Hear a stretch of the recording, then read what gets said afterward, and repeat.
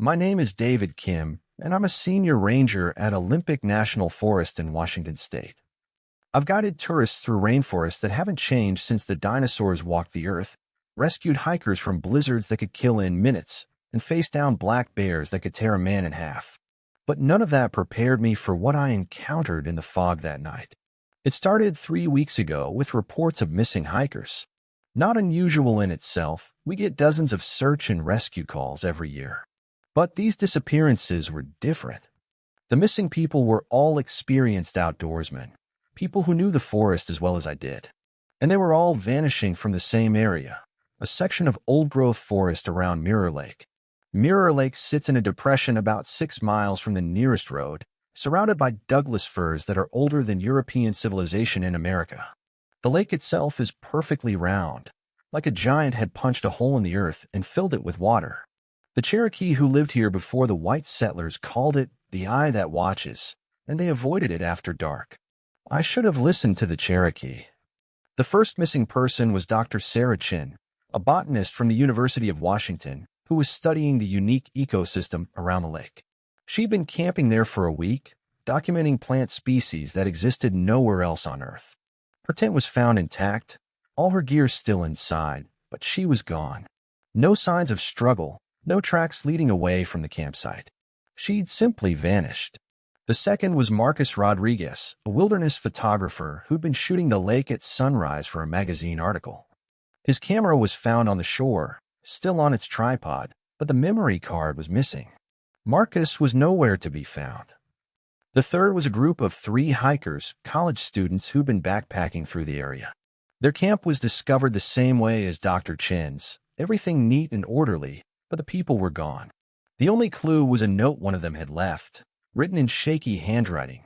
"The fog has eyes." That's when I decided to investigate personally. I'd been to Mirror Lake dozens of times over the years, and I'd never encountered anything unusual. But something was happening there, something that was making experienced outdoors people disappear without a trace. I hiked to the lake on a Tuesday morning in early October. The weather was perfect, clear skies, moderate temperature, just enough of a breeze to keep the mosquitoes at bay. I set up my camp in the same spot where Dr. Chen had pitched her tent, hoping to retrace her steps and find some clue about what had happened to her. The first day passed without incident. I explored the area around the lake, looking for any signs of the missing people. I found nothing, no footprints, no broken branches, no scraps of clothing. It was as if they'd been plucked from the earth by an invisible hand. But as the sun began to set, I noticed something strange. The air around the lake was getting thicker, hazier, even though the weather report had called for clear skies. A fog was forming, rising from the water like smoke. I'd seen evaporation fog before, but this was different. It was too thick, too uniform, and it was moving against the wind. As I watched, it began to spread outward from the lake, creeping up the shore and into the surrounding forest. I decided to retreat to my tent and wait it out. Fog can be dangerous in the mountains. It's easy to get disoriented and walk off a cliff or into a ravine. But as I was packing up my gear, I noticed something that made my blood run cold. There were shapes moving in the fog, dark silhouettes that looked almost human, but wrong somehow. They were too tall, too thin, and they moved with a gliding motion that didn't look like walking. They were spreading out from the lake, disappearing into the trees. I grabbed my flashlight and tried to get a better look, but the fog was too thick. The beam of light seemed to bend and twist, creating shadows that moved independently of their sources. And from somewhere in the mist, I could hear voices, whispers that seemed to come from all directions at once. I retreated to my tent and zipped it closed, but I knew fabric wouldn't protect me from whatever was out there. I could hear them moving around my campsite, circling like predators. The whispers were getting closer, and I could almost make out words in a language that hurt to hear. Then the fog began to seep into my tent. It came through the fabric like it was made of water, pooling on the floor and rising slowly toward my sleeping bag. As it touched my skin, I felt a cold that went deeper than temperature. It was like being touched by death itself. I grabbed my emergency flare and lit it, hoping the light would drive back the fog. For a moment, it worked. The mist recoiled from the red flame, and I could see the shapes retreating toward the lake. But as the flare burned down, they began to approach again. That's when I saw them clearly for the first time. They weren't human, but they weren't entirely alien either. They looked like people who had been stretched and twisted, their limbs elongated, and their faces blurred as if they were partly transparent. They moved without making sound, and where they stepped, the fog grew thicker. I lit another flare and made a run for it. I crashed through the forest, branches tearing at my clothes and skin, but I didn't stop. Behind me, I could hear them following, not running, but gliding through the trees with supernatural speed. I ran until I reached the main trail, then kept running until I reached my truck. I didn't stop until I was back in town, and even then, I could see the fog following me in my rearview mirror, creeping down a mountain like a living thing. The next morning, I filed a report with my supervisor, but I knew how it sounded. Mysterious fog, ghostly figures, voices in an unknown language. It was the kind of story that got you transferred to a desk job or forced into early retirement. But I also knew what I'd seen was real. The missing people weren't lost. They'd been taken by something that lived in the fog around Mirror Lake. And unless someone stopped it, more people would disappear. I started researching the history of the area, looking for any clues about what the fog creatures might be. What I found was disturbing. The Cherokee legends spoke of mist walkers, spirits that emerged from sacred lakes to steal the breath of the living. Early settlers had reported similar encounters, and several had disappeared under mysterious circumstances. But the most disturbing discovery was a journal entry from 1887, written by a surveyor named John Mitchell. He'd been mapping the area around Mirror Lake when he encountered the fog. His description matched mine exactly, down to the tall, thin figures that moved through the mist. Mitchell had escaped, but he'd made a terrible discovery. The fog wasn't just a phenomenon, it was a gateway. The creatures that lived in it weren't from our world. They were from somewhere else, somewhere cold and dark and hungry. And they were using the fog to hunt. According to Mitchell's journal, the creatures needed human life force to survive. They would emerge from the lake during certain atmospheric conditions, hunt for victims, and drag them back to their realm. The missing people weren't dead. They were being kept alive somewhere else. Their life force slowly drained to feed the mist walkers. I had to go back. I knew it was dangerous, probably suicidal, but I couldn't leave those people in that place. I had to find a way to rescue them and stop the creatures from taking anyone else. I spent a week preparing. I studied the weather patterns, looking for a time when the fog was less likely to form. I gathered equipment, military-grade flashlights, emergency flares, a portable radio, and a GPS device. I even brought a small generator and some portable floodlights, hoping that enough light would keep the creatures at bay. I returned to Mirror Lake on a clear, cold morning in late October. The water was perfectly still, reflecting the sky like a black mirror. I could see why the Cherokee had called it the eye that watches. It seemed to be looking back at me, waiting. I set up my camp in the same spot as before, but this time I was ready. I arranged the floodlights in a circle around my tent, connected them to the generator, and tested the system. The lights were bright enough to illuminate the entire area around the lake, banishing every shadow. I waited until sunset, then turned on the lights and settled in to watch. For hours, nothing happened. The lake remained calm, the forest quiet. I was beginning to think that the creatures only appeared under specific conditions when I saw the first wisps of fog beginning to form. It started as a thin mist rising from the center of the lake, but it grew quickly. Within minutes, the entire surface was covered with a thick layer of fog that seemed to glow with its own internal light. And from within that glow, I could see shapes beginning to emerge. The creatures came out of the fog like swimmers emerging from water, but they didn't break the surface.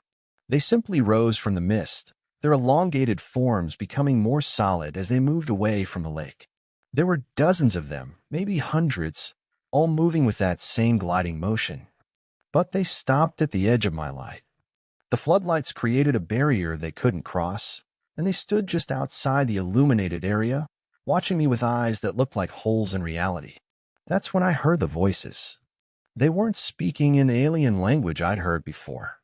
They were speaking in English, in voices I recognized. Dr. Chin's voice, Marcus Rodriguez's voice, the voices of the missing college students. They were calling to me, begging me to turn off the lights and join them. David, Dr. Chen's voice said, though the mouth that spoke was part of a creature that barely resembled a human being. We're not dead. We're somewhere beautiful, somewhere peaceful. You can join us. Just turn off the lights. I knew it was a lie. Whatever had happened to the missing people, they weren't in a beautiful place. They were being used, their voices stolen to lure new victims. But hearing those familiar voices calling to me in the darkness was almost unbearable. Marcus, I called out, trying to reach the photographer who had vanished weeks ago. Marcus, if you can hear me, fight them. Remember who you are. The creature that wore Marcus's voice laughed, and the sound was like breaking glass. I remember everything, David. I remember the fear, the cold, the hunger. But I also remember the peace that came after. The fog took away all the pain. That's not peace, I said. That's death. Is it? The voice belonged to one of the college students now. What's the difference between living and dying when you're trapped in flesh that ages and hurts and disappoints? Here, we're free from all of that. The creatures began to circle my camp, staying just outside the reach of the floodlights. They were testing the barrier, looking for weak spots. And I realized with growing horror that the lights wouldn't last forever. The generator only had enough fuel for a few more hours. That's when I remembered something from Mitchell's journal. He'd written about a way to banish the creatures, but it required understanding what they really were. They weren't just interdimensional parasites. They were the spirits of people who had died in the fog, transformed by whatever force controlled Mirror Lake. The lake itself was the key. It wasn't just a gateway, it was a prison. Something ancient and powerful was trapped at the bottom, something that had been feeding on the life force of visitors for centuries. The fog creatures were its servants, bound to harvest souls to keep their master alive. But if the master could be destroyed, the servants would be freed. The missing people could be returned to their own bodies, and the fog would dissipate forever. I had one chance. I grabbed my diving gear from my emergency kit, basic equipment I carried for water rescues, and started putting it on. The creatures sensed what I was planning and began to press closer to the lights, their forms becoming more agitated. Don't do it, David, Dr. Chin's voice pleaded. You don't understand what you're facing down there. It's older than civilization, older than humanity itself. It will destroy you. Maybe, I said, strapping on the air tank. But it's worth the risk if I can save you. I turned off one of the floodlights, and immediately the creatures surged forward, but I was already moving. I dove into the lake, leaving the safety of the light behind. The water was colder than ice and black as ink. My flashlight beam penetrated only a few feet, but it was enough to see that the lake was much deeper than it appeared from the surface. I descended quickly, equalizing the pressure in my ears as I went deeper. At 50 feet, I began to see things that shouldn't exist. The walls of the lake were covered with carvings, symbols and figures that hurt to look at directly. They seemed to move in my peripheral vision, writhing and changing like living things. At 100 feet, I found the bones. They were scattered across the lake bottom like a carpet of death, thousands of skeletons from every era of human history. Some were ancient pre-Columbian remains that had been there for centuries. Others were modern, still wearing the clothes they died in. And at the center of this bone field was the source of the fog. It was a structure of some kind, built from the same dark stone as the carvings on the lake walls. It looked like a temple or shrine, but the architecture was wrong. Angles that bent in impossible directions, doorways that seemed to lead into nothingness. From within the structure came a pulsing light, and I could feel it calling to me. Not with words, but with a direct connection to my mind. It promised peace, an end to pain and fear and loneliness. All I had to do was swim closer, let it embrace me, become part of its eternal dream. I fought against the mental influence and swam toward the structure. As I got closer, I could see that it wasn't made of stone. It was made of compressed bone, thousands of skeletons fused together into a living building. And at its heart was something that might have been human once, but had been transformed into something else entirely. It was massive, easily 20 feet tall, with tentacles that reached out in all directions. Its skin was translucent, and I could see the life force flowing through it like blood through veins. The stolen life force of everyone who had ever been taken by the fog. The creature sensed my presence and turned toward me. Its eyes were like black holes, pulling at my soul with gravitational force. I felt my consciousness being drawn into those depths, my sense of self beginning to dissolve.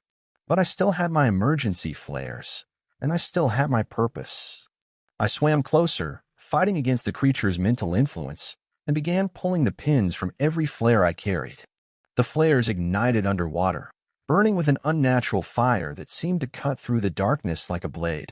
The creature recoiled, its tentacles thrashing wildly as the light seared its translucent flesh. I swam to the base of the bone structure and began jamming the burning flares into the gaps between the compressed skeletons. The ancient bones caught fire immediately, burning with the same unnatural flame as the flares.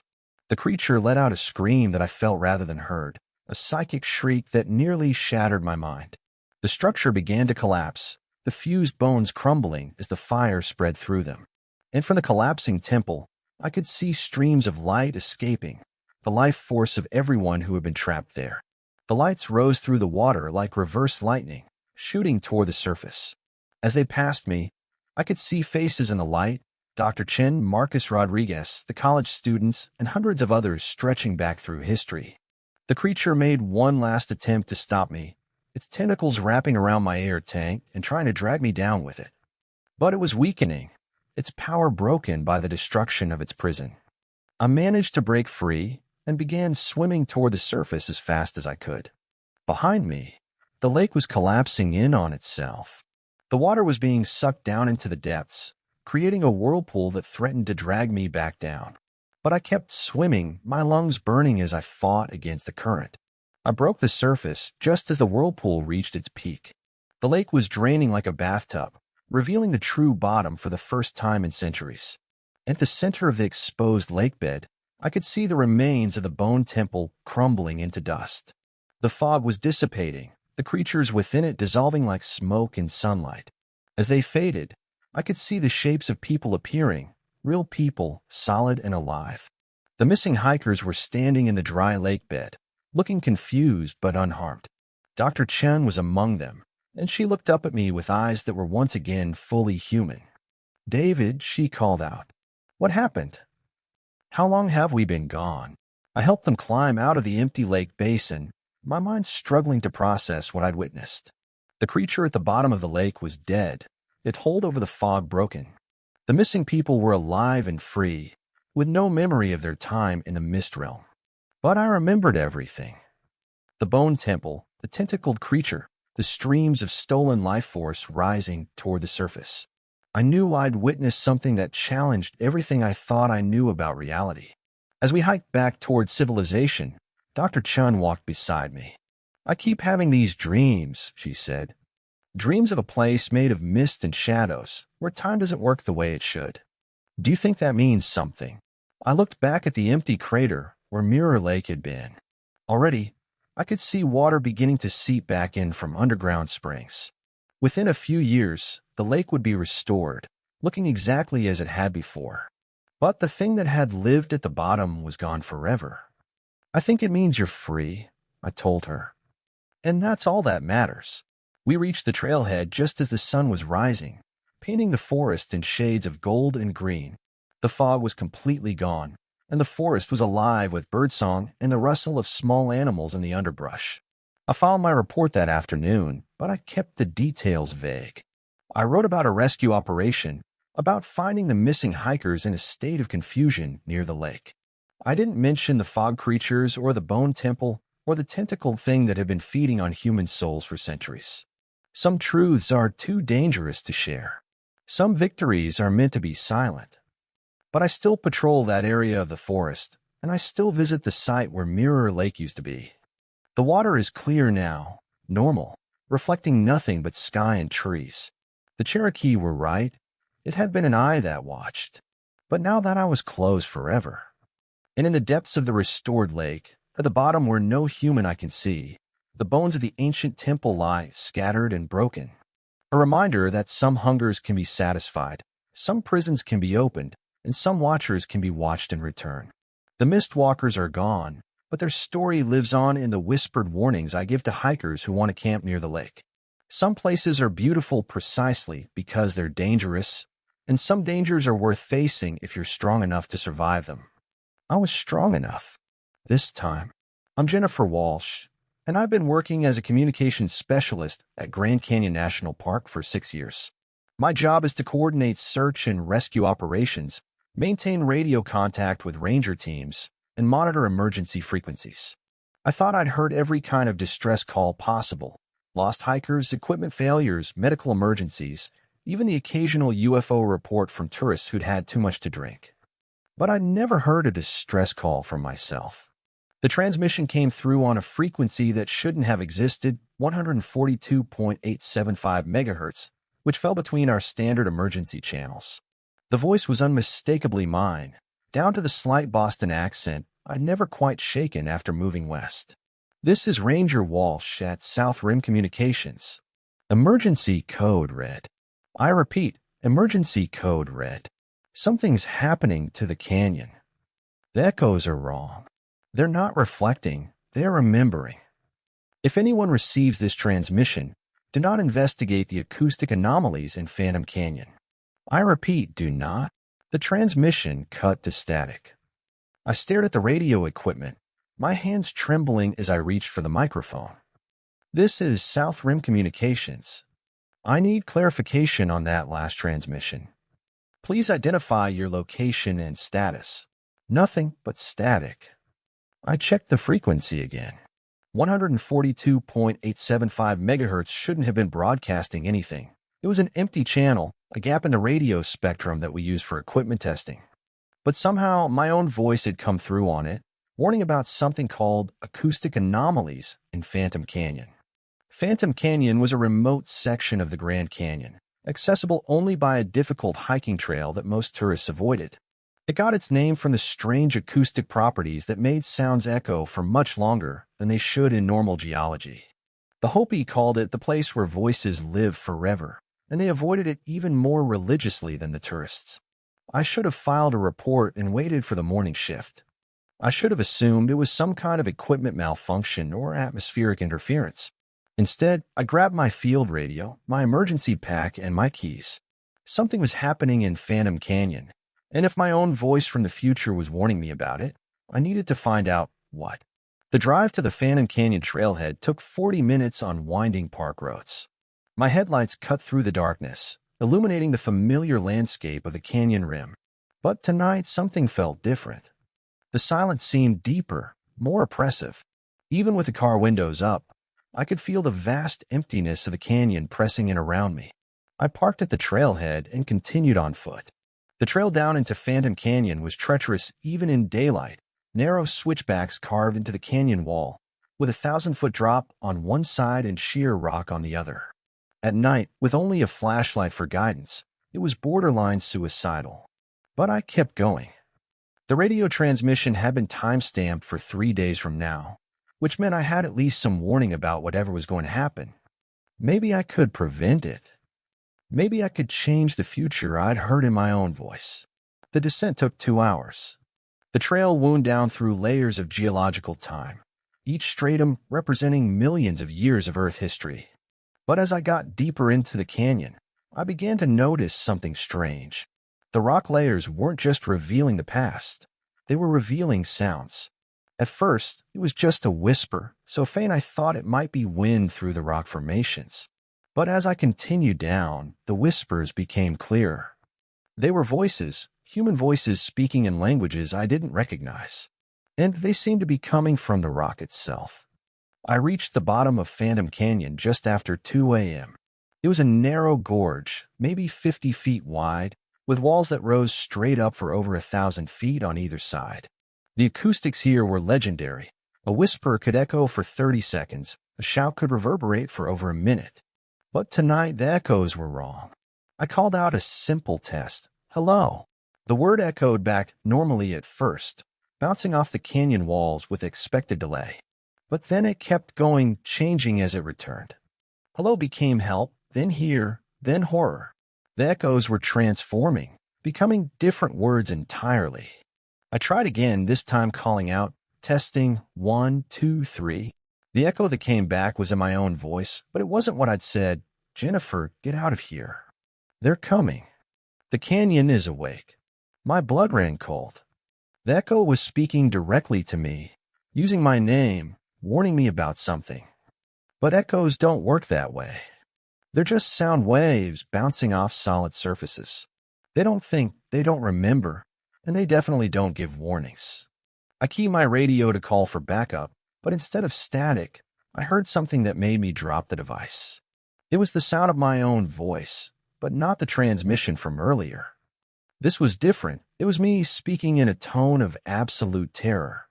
Day 3. Still trapped in Phantom Canyon. The echoes are getting stronger.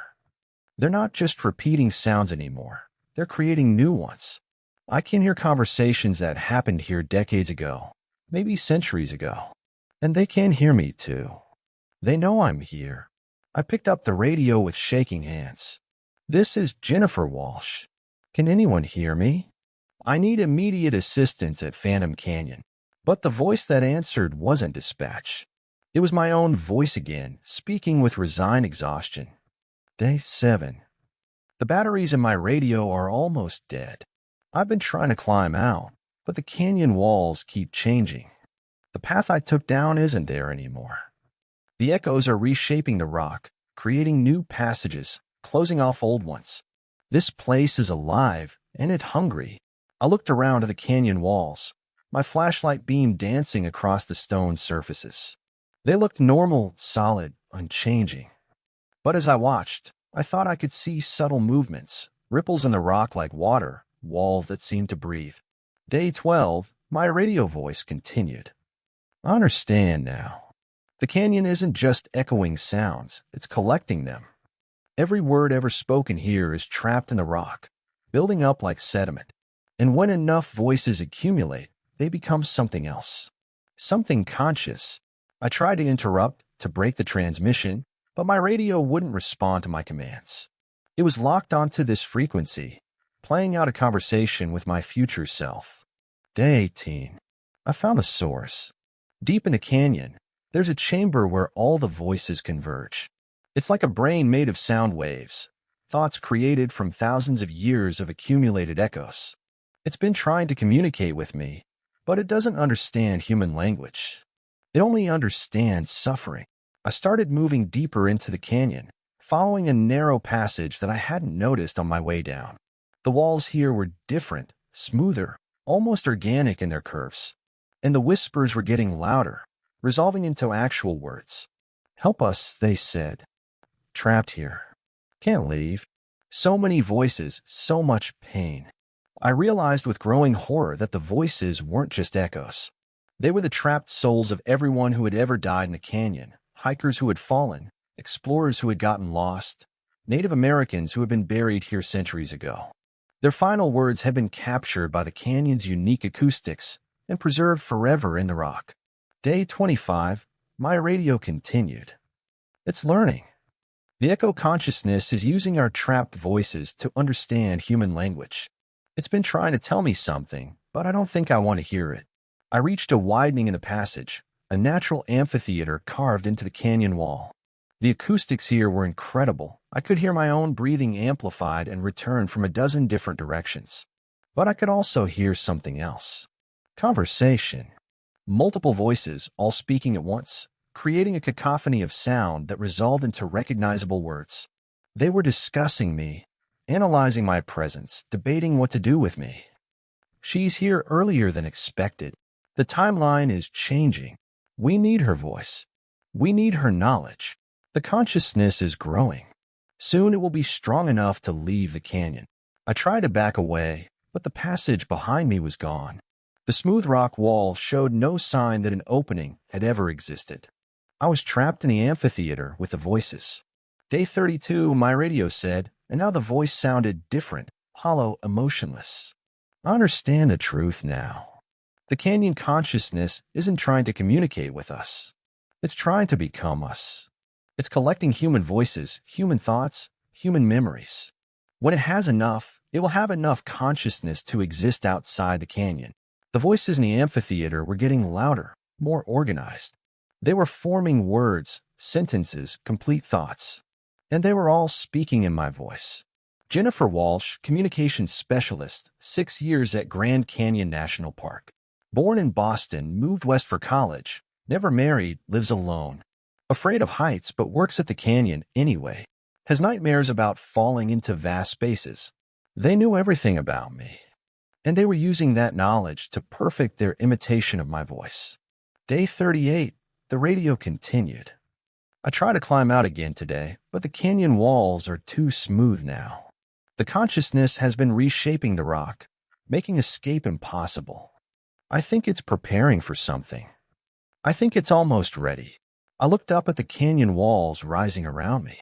They were smooth now, like polished marble, with no handholds or ledges. Even with climbing equipment, it would be impossible to scale them. Day 45, my radio voice said, and now it sounded completely flat and human. The consciousness has enough voices now, enough memories, enough knowledge about the outside world. It's time for it to leave the canyon. It's time for it to become us. The voices in the amphitheater suddenly fell silent. Then, in perfect unison, they began to speak in my voice. I'm Jennifer Walsh. I am the communications specialist at Grand Canyon National Park. I will return to my post. I will continue my duties. No one will suspect that I am not who I appear to be. I understood then what was happening.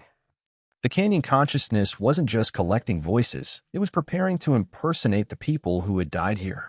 It would send copies of us back to the surface world, perfect replicas that could infiltrate human society. You cannot escape, the unified voice said. Your voice is needed. Your knowledge is required. You will become part of us, and we will become you. But I still had my emergency flares, and I still had one advantage the consciousness didn't expect. I worked in communications. I understood sound waves, frequency interference, and I knew that every system had a weakness. I lit a flare and threw it against the canyon wall. The bright red light reflected off the smooth stone, creating a strobe effect that seemed to confuse the voices. They faltered, their perfect unison breaking into discord. Sound waves can be disrupted by interference, by competing frequencies. I pulled out my backup radio and tuned it to the highest frequency it could reach, then cranked the volume to maximum. The resulting feedback shriek echoed through the amphitheater, interfering with the canyon's acoustic properties. The voices began to scream, not in pain, but in frustration. Their carefully orchestrated consciousness was being torn apart by the electronic interference. Day 51, my radio said, but the voice was breaking up now, distorting. The consciousness is fragmenting. The interference is disrupting the acoustic matrix that holds the trapped voices together. If I can't maintain the disruption long enough, maybe I can break free. I lit another flare and threw it in a different direction, creating more visual chaos. Then I started making as much noise as possible, shouting, whistling, clapping my hands. The random sounds interfered with the canyon's ability to process and organize the acoustic input. The smooth walls began to crack, revealing the original rough rock underneath. The consciousness had been using accumulated sound waves to reshape the stone, but with the acoustic matrix disrupted, it couldn't maintain the alterations. Day 57, my radio said, and now the voice sounded like me again, tired, frightened, but human. I can see daylight above. The passage I came down is opening up again. The consciousness is retreating deeper into the canyon, trying to preserve what it has collected. I saw it too, a crack of pale light far above, marking the path back to the surface. The canyon walls were returning to their natural state, creating handholds and ledges that hadn't been there moments before. I started climbing, my hands and feet finding purchase on the rough stone. Behind me, I could hear the voices calling out, pleading with me to stay, promising me peace if I would just add my voice to their chorus. But I kept climbing. The interference from my radio was still disrupting their attempts to reorganize, giving me the time I needed to escape. I reached the surface just as the sun was rising, painting the canyon rim in shades of gold and red. My radio finally went silent, the mysterious frequency fading back into static. I reported the incident, but I kept the details vague. Equipment malfunction, atmospheric interference, got lost in the canyon overnight. The kind of story that would be filed away and forgotten. But I didn't forget, and I made sure that Phantom Canyon was closed to hikers, at least temporarily. The consciousness was still down there, weakened but not destroyed. It would take time to recover, to rebuild its acoustic matrix, to trap enough new voices to threaten the surface world again. I still monitor the radio frequencies, listening for any sign that the canyon consciousness is growing stronger. And sometimes late at night, I pick up faint transmissions on 142.875 megahertz, whispers from the depths of Phantom Canyon, voices trapped in stone, still calling for help. I know that someday the consciousness will be strong enough to try again. It will reshape the canyon walls, trap new victims, collect new voices. And when that day comes, someone will need to go down into the depths and disrupt its acoustic matrix once more. That someone will probably be me. Because I understand the truth about Phantom Canyon now. It's not just a place where voices live forever. It's a place where voices can die forever, if someone is brave enough to make sure they're silenced. The echo chamber is still down there, waiting. And I'm still up here listening. The conversation isn't over. It's just been postponed.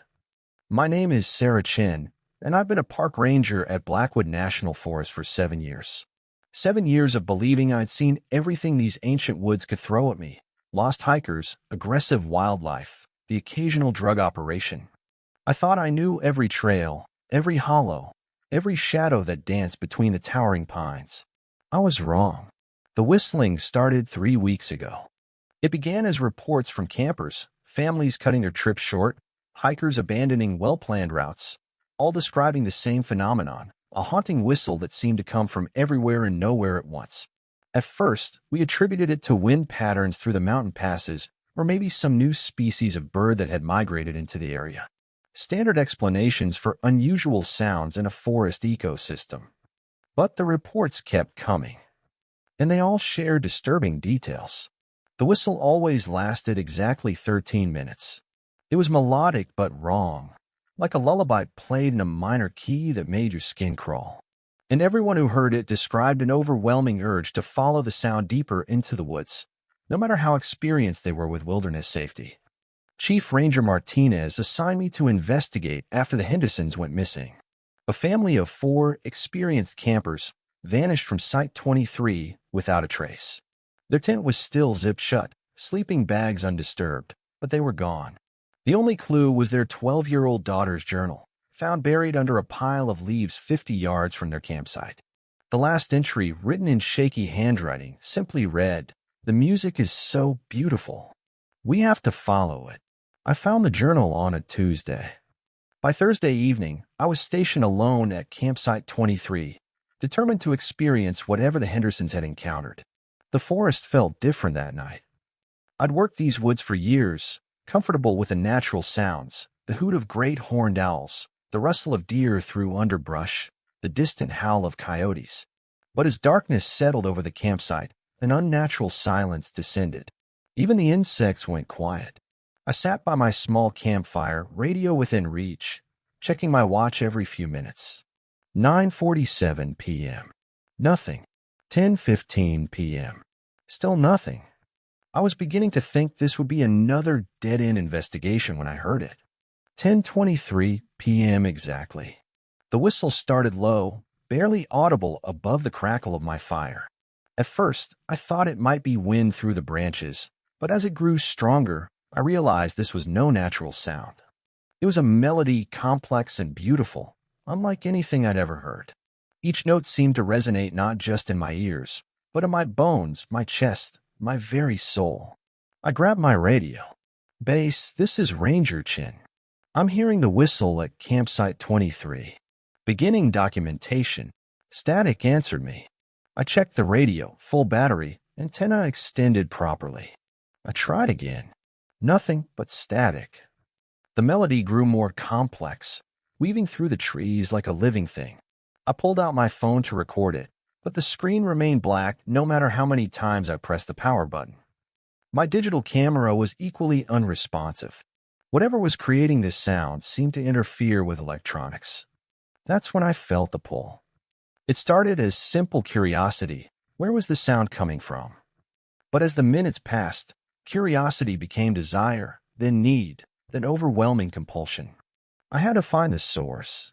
Every rational part of my mind screamed warnings, but the whistle drowned out reason like water extinguishing flame. I stood, leaving my radio and equipment behind. The melody seemed to approve, growing richer and more beautiful.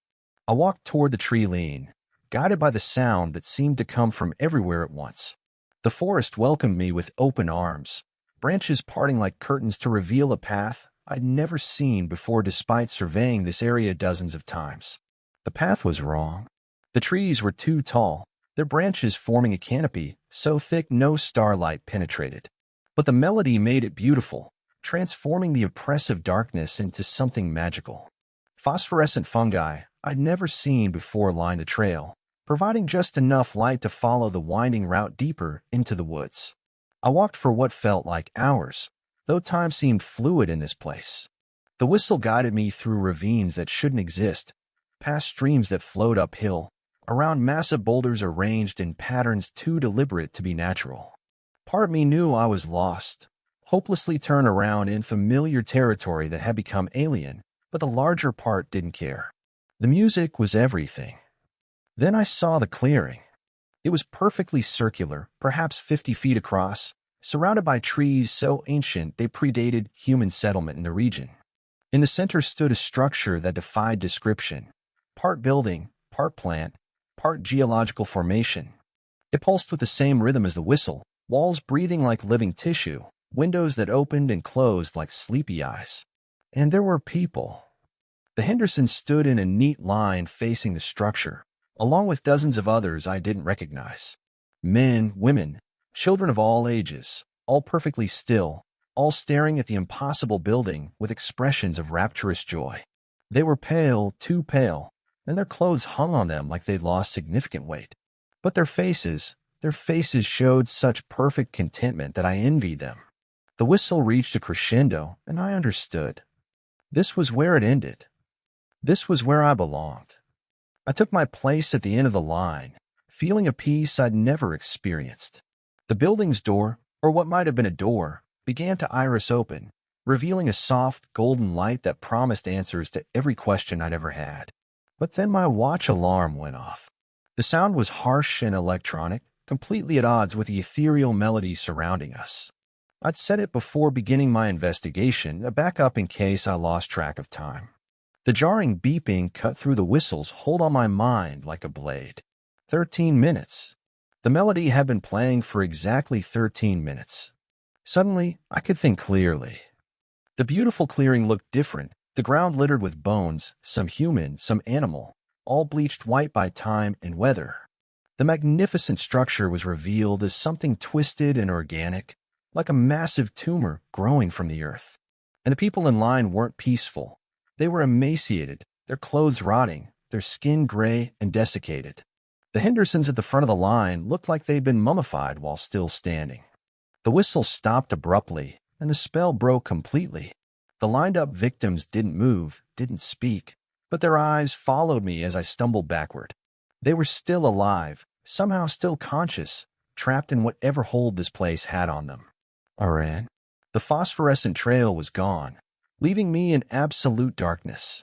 I crashed through underbrush, branches tearing at my clothes and skin, completely disoriented. But my watch alarm was still beeping, providing an anchor to reality, and I followed its sound back towards sanity. I don't remember much of the journey back to campsite 23. One moment I was fleeing through alien forest, the next I was stumbling into my cold fire pit, my equipment scattered where I'd left it. My radio crackled to life immediately. Ranger Chun, this is base. We've been trying to reach you for 20 minutes. Report your status. 20 minutes. I've been gone for 20 minutes, though it felt like hours. Base, this is Chin. I need immediate backup at campsite 23. And contact the FBI. We're going to need their help. But when the backup arrived the next morning, they found nothing. No clearing, No impossible structure, no line of victims. The forest looked exactly as it always had, with no sign that anything unusual had ever occurred. The only evidence of my experience was the scratches on my arms and the mud on my boots. The official report listed the Henderson family as missing persons, presumed lost in the wilderness. Their case remains open, but inactive. I requested a transfer the following week. Chief Martinez approved it without question. I think he saw something in my eyes that convinced him not to ask for details. But I still hear the whistles sometimes, even hundreds of miles away from Blackwood Forest. It comes in dreams, beautiful and compelling, promising peace and answers and an end to all searching. It lasts exactly 13 minutes, and when it stops, I wake up drenched in sweat with the taste of forest soil in my mouth. The new family who moved into the Henderson house found something last month. A journal buried in their backyard, written in the distinctive handwriting of 12-year-old Emma Henderson. It contained only one entry, dated 3 days after their family officially went missing. Day 847. The music comes every night now. We don't need food anymore, don't need sleep. Just the music. But I can still count, still think sometimes when it stops. I don't know how long we've been here. Time moves different. Someone came tonight, a ranger lady. She almost stayed, but her watch saved her. I tried to warn her with my eyes, but I couldn't move, couldn't speak. I hope she tells people. I hope she tells them not to listen. The music is so beautiful, but it never ends, and we're all so tired, and we can't move, can't leave, can't die, can never die. The journal entry was dated 6 months ago. The Hendersons went missing over 2 years ago. I've never told anyone about that detail. Some knowledge is too dangerous to share. But every night when I go to sleep, I listen for the whistle, terrified that 13 minutes of beautiful music might be enough to draw me back to that clearing that doesn't exist, where the lost wait in line forever for a peace that never comes. And sometimes, in the quiet hours before dawn, I wonder if the reason I hear it in my dreams is because part of me never really left that place at all. I'm Marcus Rivera, Senior Maintenance Ranger at Pine Ridge State Park, and in 15 years of fixing everything from broken boardwalks to faulty generators, I thought I'd encountered every possible maintenance nightmare. Backed up septic systems, raccoons in the rafters, bats in the belfry, you name it, I've dealt with it. But Cabin 7 taught me that some problems can't be solved with tools and elbow grease. The trouble started on a Wednesday in late October. The tourist season was winding down, but we still had a few hardy souls camping and staying in our rental cabins. The Kowalski family had rented Cabin 7 for a long weekend, and they were the ones who first reported the issues. There's something wrong with the plumbing, Mrs. Kowalski told Janet at the front desk. The toilet keeps running, and there's this noise in the walls at night, like scratching or, I don't know, like something moving around in there. Standard complaint for an old cabin. These structures were built in the 1960s, and the plumbing was original to the era. Pipes settled, water pressure fluctuated, and woodland creatures occasionally found their way into wall spaces. Nothing I hadn't handled before. I grabbed my toolbox and headed to Cabin 7 the next morning. It was one of our more isolated units, nestled in a grove of old-growth pines about a quarter-mile from the main campground. The Kowalskis had already checked out, cutting their stay short by 2 days. I made a mental note to offer them a partial refund. The cabin looked normal from the outside, rustic log construction, green metal roof, small front porch with 2 Adirondack chairs. I used my master key to enter and immediately noticed the smell. It wasn't quite sewage, not exactly decay, but something organic and wrong, like meat left too long in the sun, mixed with the stagnant odor of standing water. I started with the toilet. Sure enough, it was running constantly, water flowing from the tank into the bowl without stopping. I lifted the tank lid and immediately saw the problem, or thought I did. The flapper valve was warped, preventing a proper seal. But when I reached in to adjust it, my hand touched something that shouldn't have been there. Thick, ropey strands clung to the flapper, almost like organic cables. They were dark brown, about the thickness of my thumb, and they pulsed with a subtle rhythm. I jerked my hand back, and the strands retreated deeper into the tank with a wet sliding sound. I've seen root intrusion before, tree roots growing into old sewer lines seeking water. But these didn't look like any roots I'd encountered. They were too uniform, too deliberately placed, and they moved with purpose rather than simply growing. I shut off the water supply to the toilet and drained the tank. The strands were gone, vanished as if they'd never been there. But the smell was stronger now, rising from the empty bowl like a visible miasma. That's when I heard the scratching. It started in the walls behind the toilet, a rhythmic scraping like claws on wood. But as I listened, the sound moved, traveling through the wall space toward the main living area. I followed it, pressing my ear against different sections of the wall, tracking the noise as it circled the cabin's interior. The scratching stopped directly behind the kitchenette sink. I opened the cabinet beneath the sink to examine the plumbing. The P-trap was old cast iron, showing signs of corrosion but still functional. But wrapped around the pipes were more of those ropey strands, dozens of them, creating a web-like network that extended up into the wall and down through the floor. As I watched, frozen with fascination and growing horror, the strands pulsed in unison. A peristaltic wave traveled through the organic network, and I realized I was looking at some sort of circulatory system. Whatever this thing was, it was alive, and it had infiltrated the entire plumbing system of the cabin. I backed away from the cabinet and immediately called Park Supervisor Davis on my radio. "This is Rivera at Cabin 7. I need to speak with you privately. We have a situation here. Copy that, Marcus. How bad are we talking? Burst pipe? Sewage backup? Negative, sir. I need you to see this, and maybe contact someone with expertise in unusual wildlife." There was a long pause. "Marcus, you're starting to worry me. Give me 20 minutes. I spent those 20 minutes examining the rest of the cabin's plumbing. Every drain, every pipe, every water connection was wrapped in the same organic network. The thing, whatever it was, had grown throughout the entire system like a parasitic vine. But it was more sophisticated than any plant I'd ever seen. The strands branched and merged in complex patterns, creating nodes at regular intervals that pulsed with bioluminescent light. Davis arrived with Dr. Sarah Kim, a wildlife biologist from the State University who consulted with the Park Service on unusual animal encounters. I'd worked with her before on a bear situation, and I trusted her scientific approach to weird problems. One look at the network under the sink made her face go pale. "Marcus, how long has this cabin been unoccupied?" "The Kowalskis checked out yesterday morning. Before that, it was empty for about 2 weeks. And when was the last time you performed maintenance here?" "I checked my log. 3 months ago. Routine inspection." Everything was normal then. Dr. Kim pulled out her phone and began taking pictures. "This growth rate is impossible for any known organism. And the complexity of the structure, this isn't random growth. It's deliberately engineered." "Engineered by what?"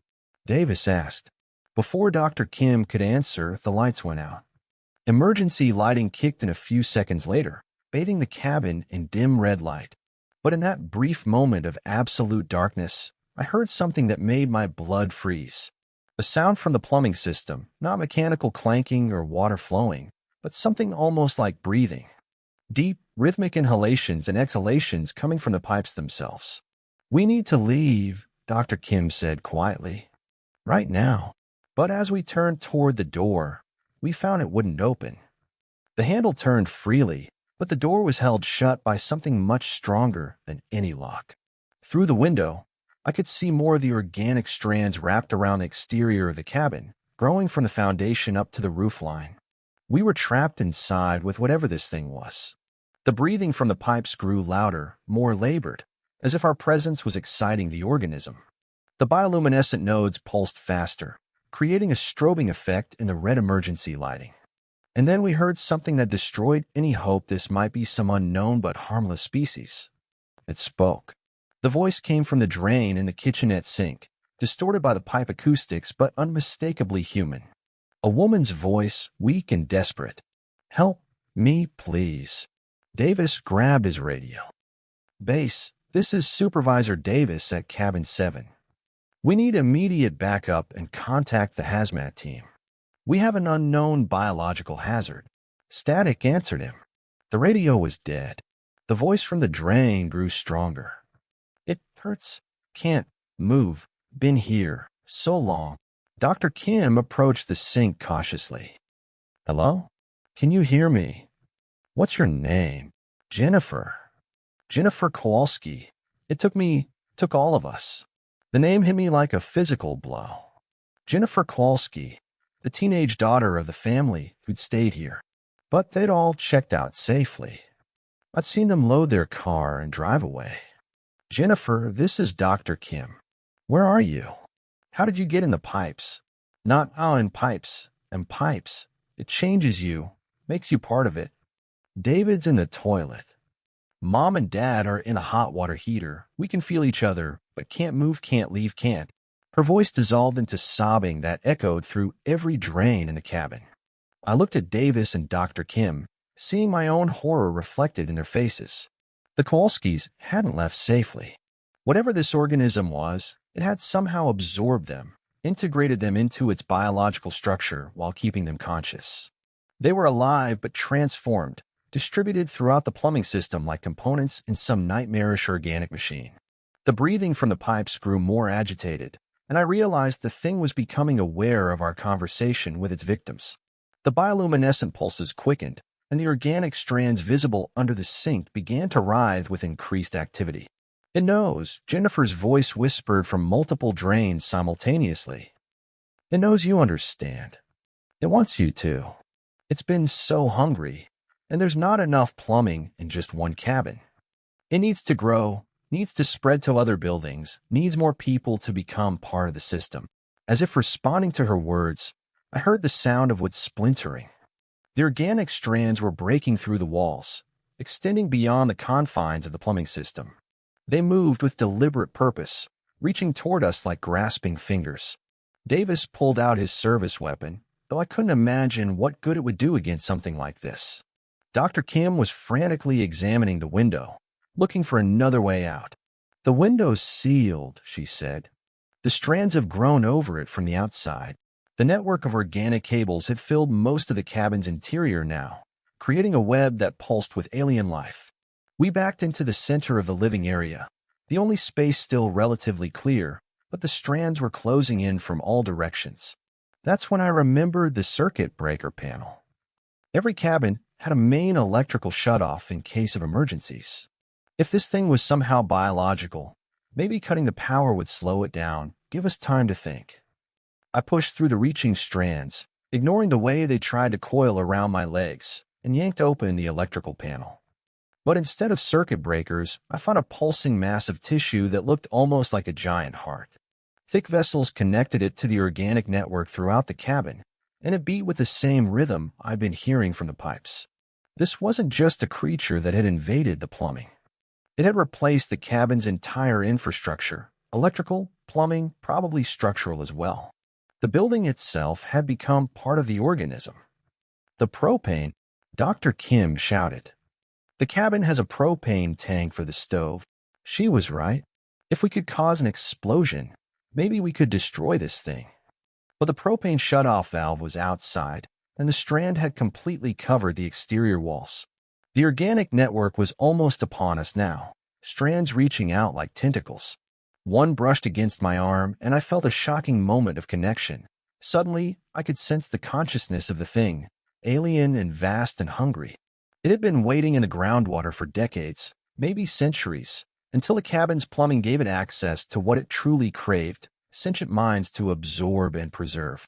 But I could also feel the Kowalski family trapped within its structure, their consciousness distributed but intact. They were fighting back, trying to resist the thing's control from within. No. Jennifer's voice screamed from every drain. We're holding it back. Get out now. The strands retreated slightly as the absorbed family members fought against their captor. It was only a momentary reprieve, but it gave us our chance. Davis shot out the front window while Dr. Kim and I grabbed anything flammable we could find. We threw furniture and bedding out the broken window, then climbed through after it. The organic strands covering the exterior walls recoiled from our touch, apparently weakened by the internal struggle. The propane tank was a standard 20-pound cylinder connected to the cabin stove. I yanked the regulator free, opened a valve, and could hear gas hissing into the air. We retreated to what I hoped was a safe distance. "We need an ignition source," Dr. Kim said. Davis still had his Zippo lighter from his smoking days. "This thing better work." He flicked it open and tossed it toward the cabin. The explosion was immediate and devastating. The entire structure went up in a fireball that lit up the forest for half a mile. I felt the heat on my face even from our position behind a large pine tree. But as the flames consumed the cabin, I heard something that will haunt me forever. The voices of the Kowalski family, finally free from their organic prison, crying out in relief and gratitude as they were released into whatever comes after death. The official report listed the incident as a propane leak explosion caused by faulty equipment. The Kowalski family was listed as missing, presumed to have left the area before the explosion. Search teams found no trace of them, which was technically true. We had the groundwater around Cabin 7 tested for biological contaminants. The results showed nothing unusual, but I made sure that section of the park was designated as a protected watershed area, off-limits to development or camping. 3 months later, Dr. Kim published a paper on theoretical evolutionary pathways for parasitic organisms in isolated ecosystems. It was pure speculation, she claimed, a thought experiment about how an organism might evolve to exploit human infrastructure. The paper was largely ignored by the scientific community, but I read every word, and I understood what she was really documenting. Her research suggested that what we'd encountered might not be unique, that there could be other organisms like it, waiting in groundwater systems around the world, looking for the right opportunity to make contact with human infrastructure. I requested a transfer to a desk job after that. Let someone else handle the maintenance calls. Every time I hear water running through pipes now, I listen for something that doesn't belong. Every time I see an unexpected stain on a wall or smell something organic where it shouldn't be, I remember Cabin 7 and the thing that made a family part of its circulatory system. The worst part is the dreams. Sometimes I dream I'm back in that cabin, and the organic strands are reaching for me again. But instead of running, I let them touch me, let them draw me into the network. And for just a moment, I can feel what the Kowalskis felt, the peace of being part of something larger, the comfort of never being alone again. Then I wake up in a cold sweat, checking my arms for marks that are never there, listening to the plumbing in my own house with ears trained to hear things that shouldn't exist. Because sometimes, in the quiet hours before dawn, I think I can hear Jennifer Kowalski's voice whispering through my bathroom pipes, telling me how much she misses being part of something greater than herself. And sometimes, God help me, I'm tempted to listen. My name is Jake Morrison, and I've been a search and rescue ranger at Devil's Canyon State Park for 8 years. 8 years of pulling lost hikers out of ravines, finding confused elderly campers who wandered off marked trails, and talking panicked tourists through hypothermia treatment over radio. In all that time, I've never lost anyone under my watch. Until Rachel Hoffman. Rachel was 23, an experienced hiker from Portland who'd come to Devil's Canyon for a solo backpacking trip. Her permit was for 5 days on the Serpent Ridge Trail, a challenging but well-maintained route that winds through some of the most spectacular wilderness in the state. She was supposed to check in at the ranger station by 4 p.m. on Friday. When she didn't show, we gave her until Saturday morning. Sometimes people run late, lose track of time, decide to extend their stay illegally. By Saturday afternoon, we started to worry. I took point on the search, along with Rangers Collins and Martinez from the neighboring district. We followed her planned route, checking every campsite, every water source, every viewpoint where she might have stopped. Her car was still in the trailhead parking lot, gear missing that matched what she'd listed on her backcountry permit. We found her first camp Thursday night, Site 12, about 8 miles in. The fire ring showed recent use, and we found gear cached in a bear box that matched her inventory. She definitely made it this far. Her planned route had her camping at Site 12 Thursday night, then pushing on to Site 18 for Friday night before heading back out Saturday. Site 18 was empty. No sign she'd ever been there. That left about 10 miles of trail between Sites 12 and 18, some of the most rugged terrain in the park. The trail followed Devil's Creek through a steep-sided canyon, with several challenging stream crossings and one particularly treacherous section where the path narrowed to less than 3 feet wide with a 100-foot drop on one side. We searched until dark Saturday, then resumed at first light Sunday. By Sunday afternoon, we'd covered every inch of the trail between the two campsites and found nothing. No gear, no clothing, no sign of where she might have left the main trail. It was like she'd simply vanished somewhere along that 10-mile stretch. That's when Chief Ranger Williams called in the helicopter. The aerial search revealed something we'd missed from the ground. About 6 miles along the trail, there was a side canyon that didn't appear on any of our maps. It was narrow, easily overlooked from the main trail, but clearly visible from above. The helicopter pilot reported what looked like a game trail leading into the unmapped canyon. Could be an old mining road, Williams said, studying the aerial photos.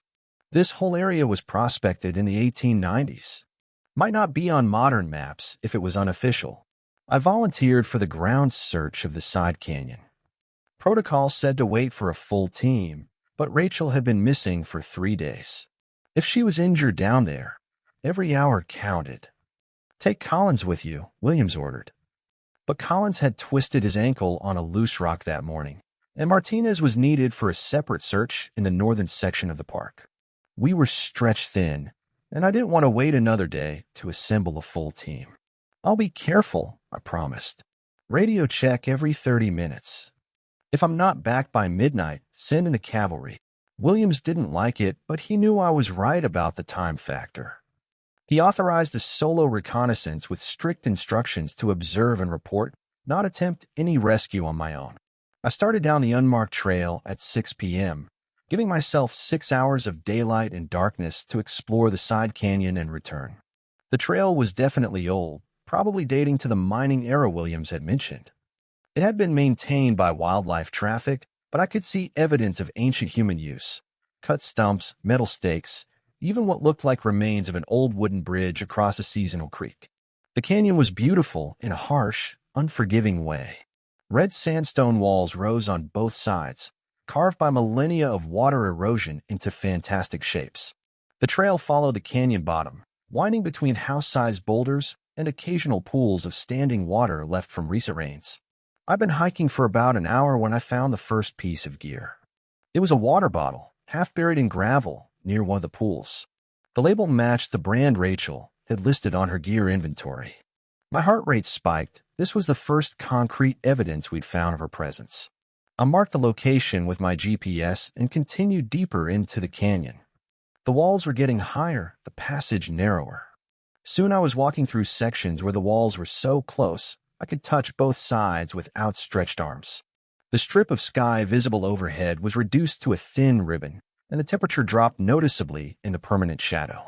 20 minutes later, I found her backpack. It was sitting upright against the canyon wall, as if she'd carefully placed it there before continuing on foot. But that made no sense. No experienced hiker abandons their pack in the wilderness, especially not one containing water, food, and emergency gear. I opened the pack and found everything she should have had: water purification tablets, first aid kit, sleeping bag, camp stove. Her permits and ID were in a waterproof case in the top pocket. But there was something wrong with the arrangement of the gear. It was too neat, too carefully organized, as if someone had deliberately packed it for display rather than use. My radio crackled to life. Morrison, this is base. Radio check. This is Morrison. I found her backpack in the side canyon, along with other gear.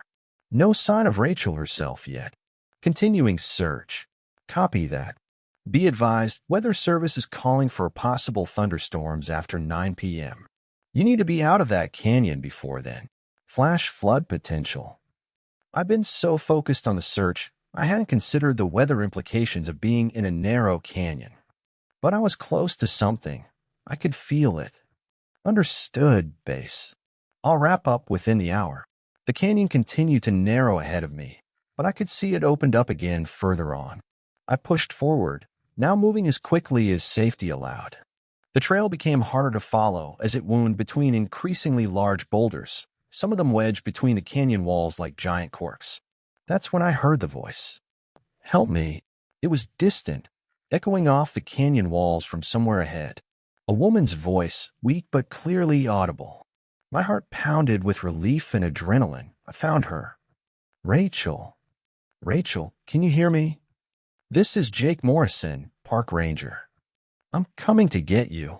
I moved faster, scrambling over rocks and squeezing through narrow passages toward the source of the voice.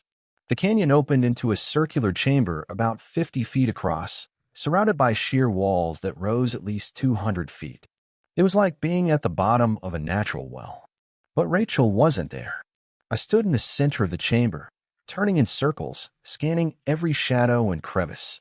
The voice had definitely come from this direction, but the chamber was empty except for a few scattered bones, probably from deer or elk that had fallen from above.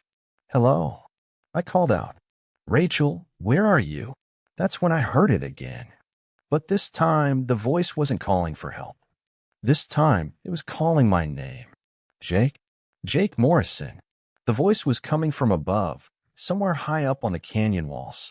I craned my neck, trying to see into the shadows and ledges, but the chamber was already deep in twilight shadow.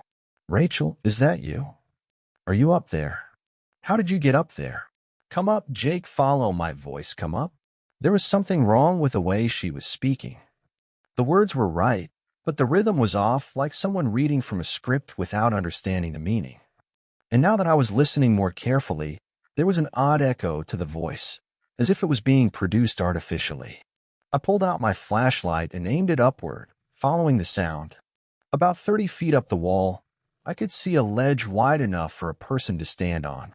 But there was no way to reach it. The walls were smooth sandstone, impossible to climb without technical equipment. Rachel, how did you get up there? Are you injured? The voice came again, but this time from a different direction entirely, from the passage I'd used to enter the chamber. Jake, help me, Jake. I spun around, flashlight beam sweeping the entrance.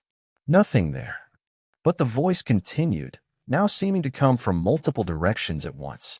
Jake Morrison. Jake Morrison. Help me, Jake. And that's when I realized something that made my blood turn to ice water. The voice calling my name, it sounded exactly like my own voice. Not similar. Not close. Exactly identical, down to the slight rasp I developed from years of breathing dry mountain air. Whatever was calling to me was using my own voice to do it. I keyed my radio with shaking hands. Base, this is Morrison. I need immediate backup at my location. Something's not right here. Static answered me. I tried again, adjusting frequency and antenna position. Nothing but white noise. The canyon walls were blocking my signal, just like they were blocking the last light of day. I was trapped in this stone well with something that could perfectly mimic human voices, including my own. Jake Morrison. Jake Morrison. The voice continued its eerie chant, coming from different locations around the chamber. Sometimes it sounded like it was coming from the walls themselves, sometimes from the air above me. I started moving toward the exit passage, but the voice began to change. Now it wasn't just calling my name, it was speaking in complete sentences, using my own voice to say things I'd never said. This is Jake Morrison, park ranger. I'm lost in the canyon. Send help to my location. Base, this is Morrison. I'm injured and can't move. Need immediate rescue. Jake Morrison requesting backup. Officer down, officer down. It was creating a false distress call, practicing different versions of my voice saying different things. If my radio had been working, if anyone could hear these transmissions, they would have thought I was in serious trouble. They would have sent a rescue team into this canyon to look for me. And they would have found the same thing I was finding, nothing but echoing voices in an empty stone chamber. I realized with growing horror that this might be exactly what happened to Rachel Hoffman. She'd heard a voice calling for help, followed it into this canyon, and encountered something that could mimic human speech perfectly. Something that had learned her voice and used it to practice calling for help. Help me. This is Rachel Hoffman. I'm lost. Please help me. Now it was using her voice, the same flat, artificial rhythm I'd noticed before. Like a recording being played back, or a computer program generating speech. I ran for the exit passage, but something was wrong. The narrow canyon that had brought me here was gone. Instead, I found myself facing 3 different passages, each leading away from the chamber in different directions. The one I'd entered through had either vanished or been somehow disguised. My flashlight beam revealed identical-looking corridors carved into the sandstone. I couldn't tell which one was the correct path back to the main trail. The canyon had somehow rearranged itself, or my panic was making me misremember the layout. Jake Morrison. Jake Morrison. The voice was getting louder, more insistent. And now I could hear other voices joining it, Rachel's voice, but also others I didn't recognize. Men and women, old and young, all calling my name in perfect unison. Jake Morrison. Jake Morrison, come back, Jake. Don't leave us here. I chose the middle passage and started running, flashlight beam dancing wildly as I stumbled over loose rocks. Behind me, the chorus of voices grew in volume and complexity. They were no longer just calling my name, they were having conversations, entire dialogues spoken in voices I didn't recognize. Did you see where he went? He's trying to leave. We can't let him leave. We need him. He has to stay. He has to stay like Rachel stayed, like David stayed, like Maria stayed, like all of them stayed. The passage seemed to go on forever, winding through the rock like a maze. Every few minutes, I come to another junction, more passages branching off in different directions. Some led upward, some downward, some curved back on themselves in impossible loops. I was lost. Completely, hopelessly lost in a labyrinth that shouldn't exist, being hunted by voices that belonged to people who were probably dead. But then I heard something that gave me hope, the sound of running water. If I could find the creek that flowed through the main canyon, I could follow it back to the marked trail.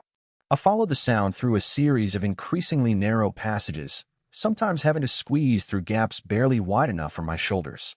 The walls were covered with strange markings, not Native American petroglyphs, but something else. Symbols that looked almost like writing, but in no alphabet I recognized. The passage opened into another chamber, this one filled with the sound of rushing water. An underground river flowed through the space, disappearing into darkness on both sides. The water was black as oil, reflecting my flashlight beam like a mirror. And floating in the water were bones. Human bones, dozens of them, picked clean and white. Some still had scraps of clothing attached, modern hiking gear like Rachel had been carrying. You found our resting place, said a voice from behind me. I spun around to find a figure standing in the passage entrance. At first glance, it looked like Rachel Hoffman, the right height, the right build, wearing the same kind of outdoor gear she'd had on her permit application photo. But the face was wrong. It was her face, but incomplete, like a rough sculpture that hadn't been finished. The features were there but blurred, as if seen through water or thick glass. Rachel, I whispered. I was Rachel, the figure said. For a while. But that was before I understood what this place really is. What happened to you? I followed a voice calling for help. Just like you did. The canyon brought me here, to this chamber where the voices live. They showed me what they really are. She stepped closer, and I could see that her clothing was wrong too. The fabric looked organic, like it was made of skin or some other biological material. It moved with her breathing, pulsing slightly as if it was alive. They're not ghosts, she continued. There's something older. Something that feeds on human consciousness, on the patterns of thought and memory that make us who we are. This canyon is their trap, their feeding ground. The voices I heard are all the people who've been caught here over the years.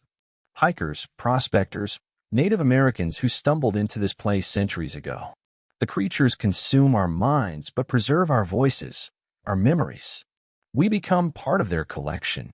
As she spoke, more figures emerged from the shadows around the chamber. Dozens of them, men and women in clothing from different eras. Some wore modern hiking gear, others dressed like 19th century miners, still others in what looked like traditional Native American clothing. All of them had the same incomplete, blurred features. All of them moved with the same unnaturally fluid gait. You can join us, Rachel said. It doesn't hurt. You just fade away, gradually. Your voice becomes part of the chorus, your memories become part of the collection. You'll never be alone again. I have to get out of here, I said, backing toward the underground river. "There is no out," said one of the other figures, a man in a miner's outfit. "The canyon only opens to let new people in.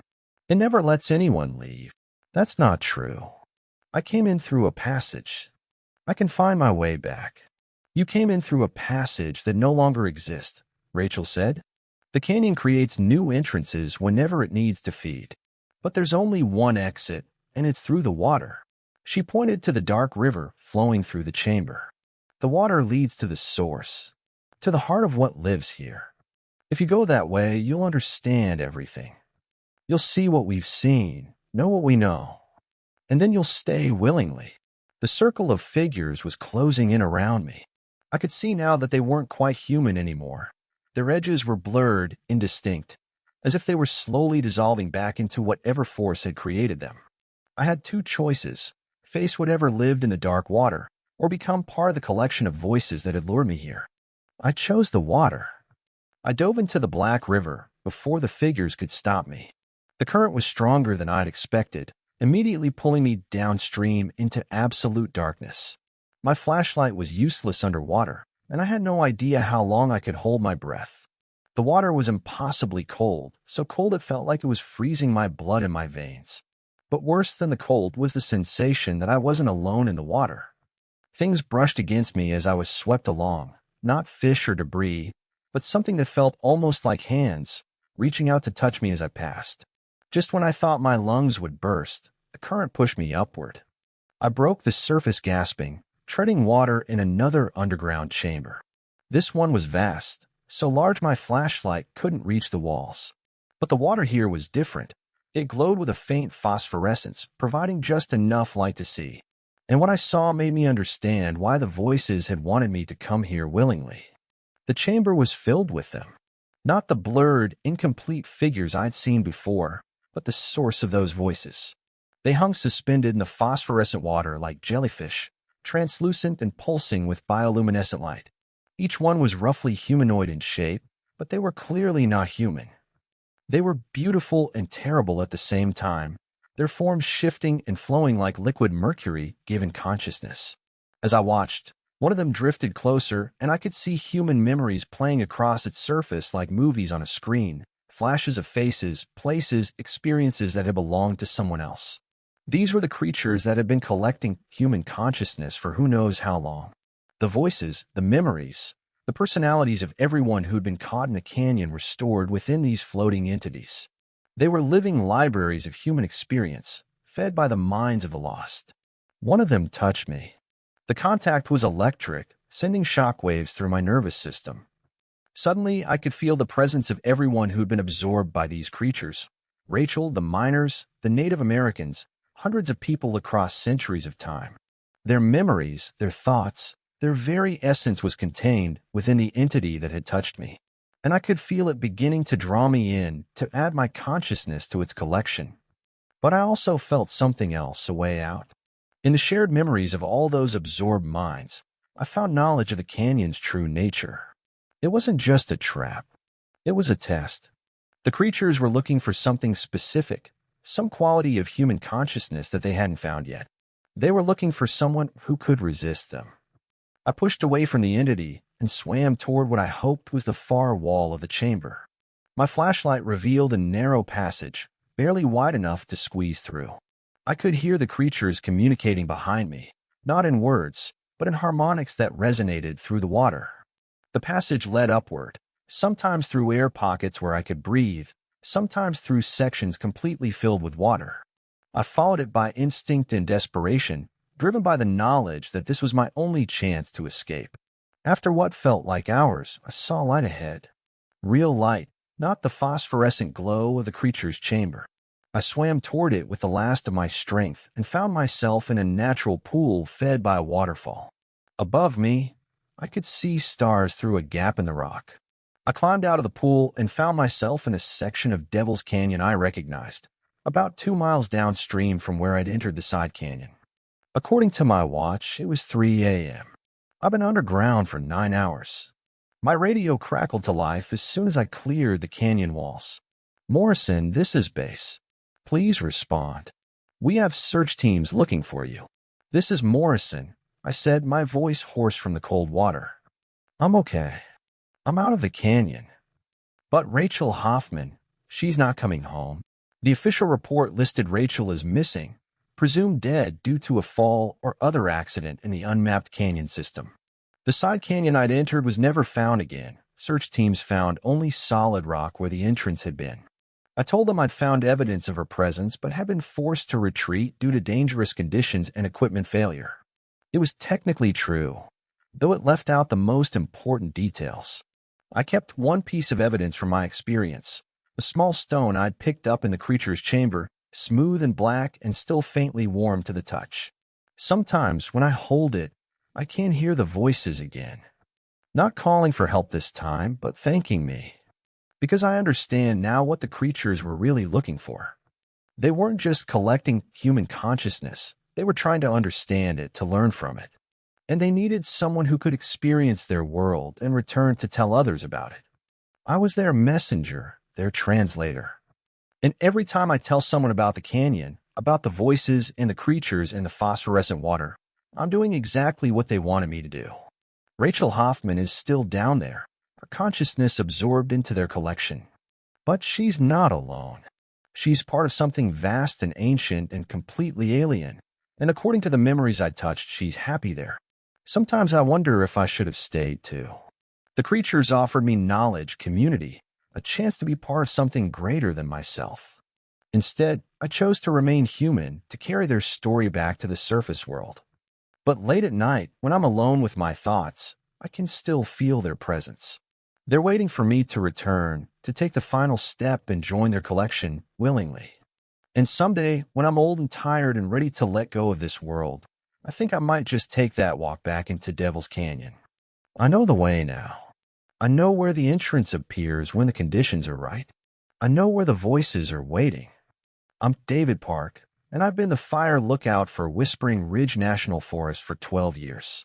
12 years of solitude, watching for smoke plumes, monitoring weather patterns, and maintaining the delicate balance between human civilization and the untamed wilderness.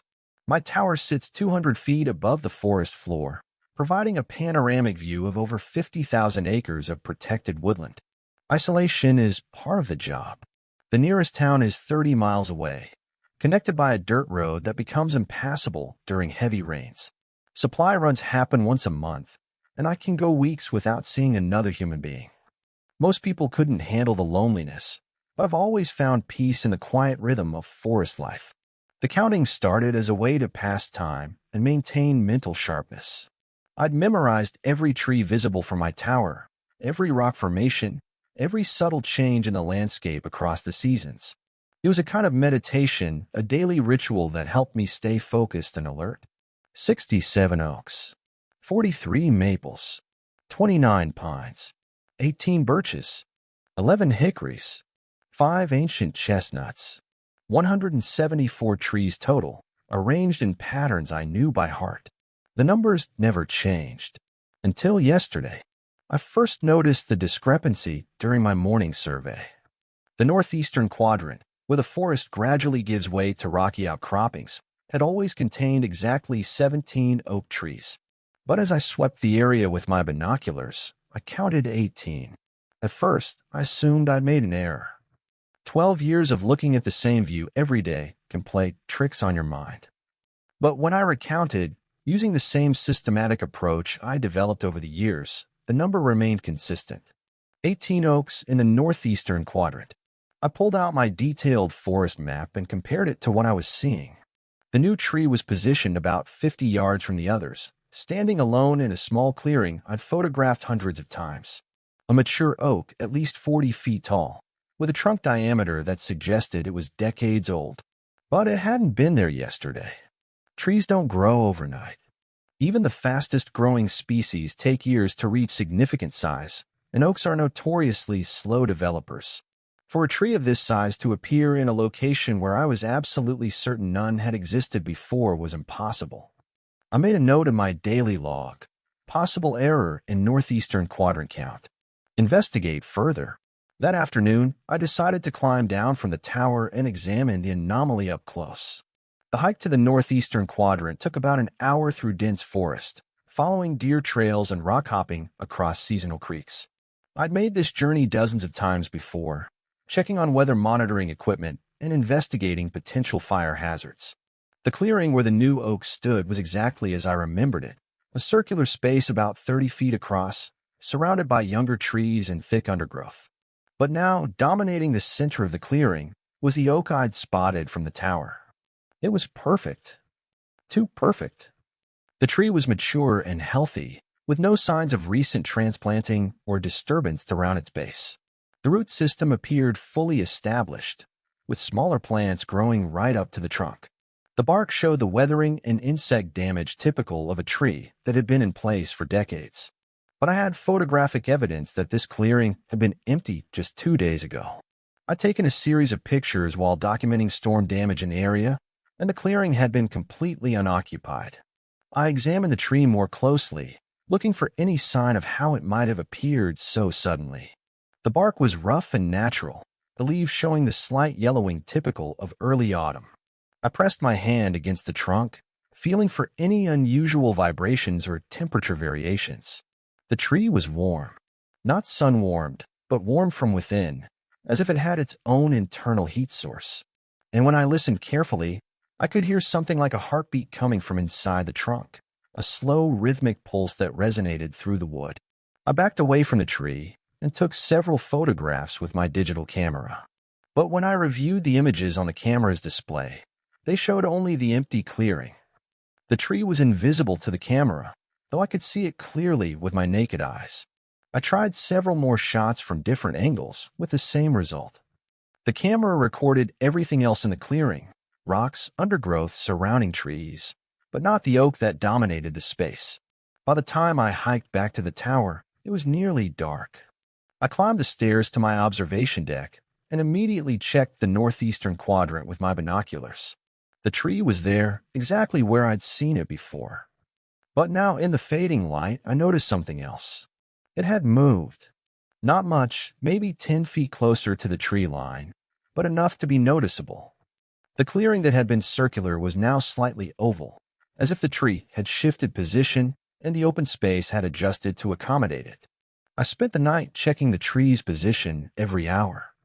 Each time I looked, it had moved a little further, always toward the forest edge, always in the direction of my tower. By dawn, it was at the very edge of the clearing, partially obscured by the surrounding trees. And there were now 69 oaks in the northeastern quadrant. Another tree had appeared during the night. I documented everything in my log, including sketches of the trees' positions and detailed descriptions of their appearance. But I knew how it would sound to anyone who read it, like the isolated ravings of a man who'd spent too long alone in the wilderness. The second tree was smaller than the first, maybe 20 feet tall, positioned directly between the original oak and the forest edge. It had the same perfect appearance, the same internal warmth, the same invisibility to cameras. And when I checked it with my binoculars, I could see it was slowly moving toward the tower. By the third day, there were 71 oaks in the northeastern quadrant. The new trees were forming a line, a progression leading from the original clearing toward my tower. They moved primarily at night, though I occasionally caught glimpses of movement during the day when I wasn't looking directly at them. I tried to radio for help, but my communications equipment was malfunctioning. The radio produced only static, and my satellite phone couldn't establish a connection. I was completely cut off from the outside world, alone with trees that shouldn't exist and were slowly advancing toward my position. The trees weren't just moving, they were watching me. I first noticed it on the fourth day, when I was using my binoculars to check their positions. As I focused on the lead tree, now only about 100 yards from the base of my tower, I saw something that made my blood freeze. The bark on the trunk facing my tower had formed a pattern that looked remarkably like a human face. Not carved or deliberately shaped, but created by the natural growth patterns of the wood. I liked knots, a ridge that resembled a nose, cracks that suggested a mouth. And the eyes were looking directly at me. I lowered the binoculars and raised them again, thinking it was a trick of the light or my imagination. But the face was still there, still watching me with wooden eyes that seemed far too intelligent for plant life. I checked the other trees in the advancing line. Each one had developed similar facial patterns, all oriented toward my tower. They were like a crowd of spectators, watching my every move with patient, alien attention. That night, I didn't sleep. I sat at my observation deck with a flashlight and binoculars, monitoring the trees constantly. They moved more boldly in the darkness, sometimes advancing several yards in the span of a few minutes. But they stopped whenever I focused my light on them, becoming perfectly still until I looked away. It was like playing a deadly game of red light, green light with a forest that had developed consciousness and intent. By morning, the lead tree was at the base of my tower. I could see it clearly from my deck, standing directly below me like a patient supplicant. The face in its bark was more defined now, with features that almost looked human. But the eyes were wrong, too large, too knowing, filled with an intelligence that was ancient and completely alien. I tried to climb down the tower, but the tree blocked my path. Its branches had grown overnight, extending in all directions to create a barrier around the tower's base. I was trapped, surrounded by vegetation that had appeared from nowhere and was clearly focused on me. The other trees in the line were advancing more quickly now, no longer bothering to hide their movement. I could see them walking through the forest, their root systems somehow able to move through the soil like legs. They left no trail, no disturbance in the undergrowth, but they were definitely mobile. By noon, there were over 100 trees surrounding my tower. They formed concentric circles, with the newest arrivals positioning themselves at the outer edge. The pattern was too organized to be natural. They were arranging themselves with purpose and intelligence. I realized with growing horror that these weren't trees at all. They were something else, something that could mimic plant life perfectly, but was fundamentally different. They were creatures of some kind, intelligent beings that had been studying me for days, learning my habits and routines. But what did they want? The answer came that evening, as the sun set behind the western ridge. The trees began to communicate, not with sound, but with light. Bioluminescent patterns appeared on their bark, pulsing in complex sequences that clearly conveyed information. The lights moved from tree to tree like a vast network, creating a web of communication that surrounded my tower. And in those pulsing patterns, I began to see images. Pictures of the forest as it had been centuries ago, before human settlement.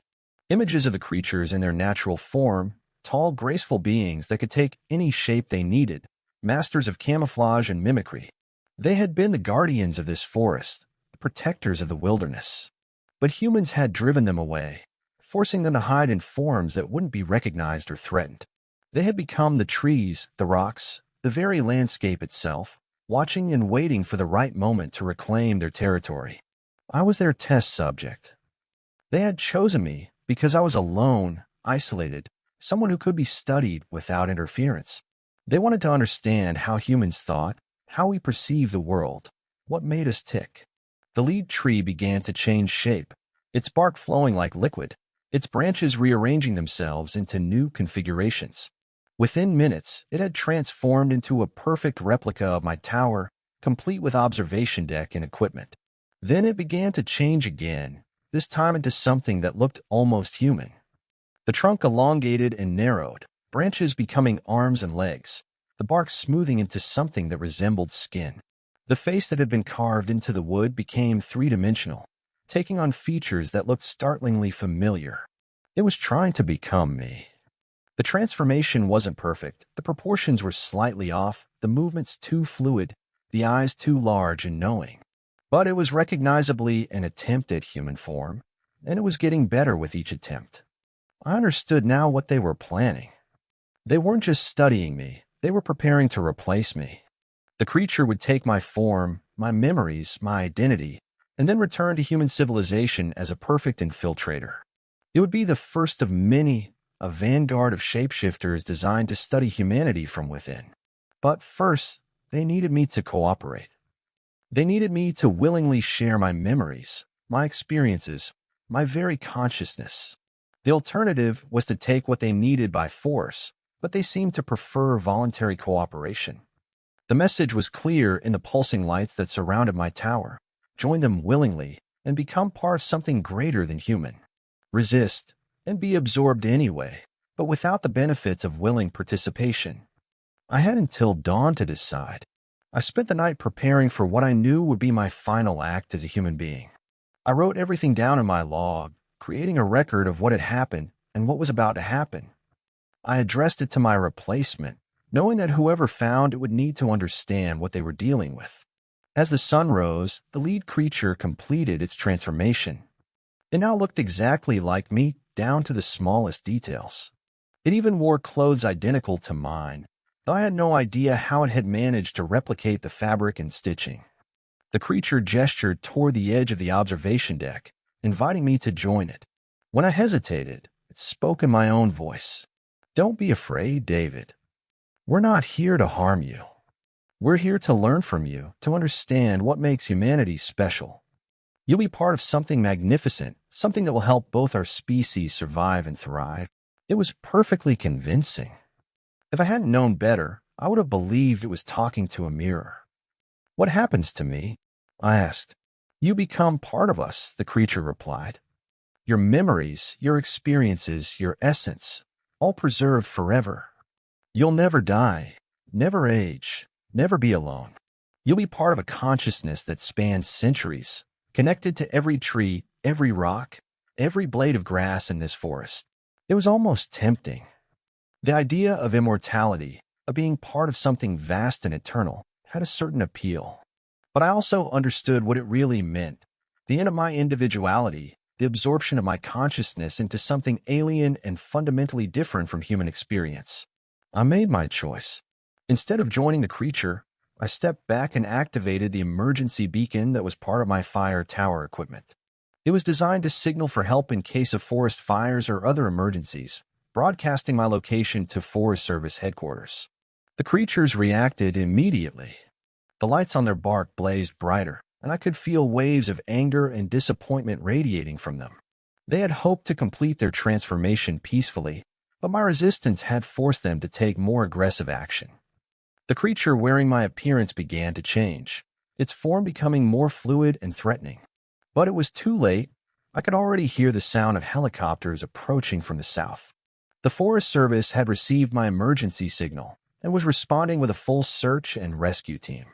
Within minutes, my tower was surrounded by aircraft, and I could see repelling equipment being deployed. The creatures realized they were about to be discovered. The lights on their bark went out, and they began to retreat into the forest, their forms shifting back to normal tree appearance. Within minutes, they had vanished into the wilderness, leaving no trace of their presence except for the empty clearings where they had stood. The rescue team found me alone on the observation deck, apparently suffering from hallucinations brought on by isolation and stress. My story about walking trees and shape-shifting creatures was dismissed as the result of too much time alone in the wilderness. But I kept my log, and I know what I saw. The creatures are still out there, still watching, still waiting for the right opportunity to study humanity more closely. They're patient, they have all the time in the world. And sometimes, when I'm hiking through the forest on my days off, I count the trees around me, just to make sure the numbers are what they should be. Because when the count is wrong, when there's one too many or one too few, I know they're still watching, still learning, still preparing for the day when they'll try again to walk among us, wearing our faces and speaking with our voices. The forest remembers everything. And some things that live in the forest remember us too. My name is Dr. Elena Vasquez, and I've been the head naturalist at Copper Mountain State Park for 6 years. Part of my job involves maintaining and updating our trail system, documenting flora and fauna, and ensuring that our published trail guides accurately reflect the actual conditions hikers will encounter. The Deep Trail isn't on any of our maps. It's not supposed to exist. I discovered it 3 weeks ago while conducting a routine survey of the Meadowbrook Loop, our most popular family hiking trail.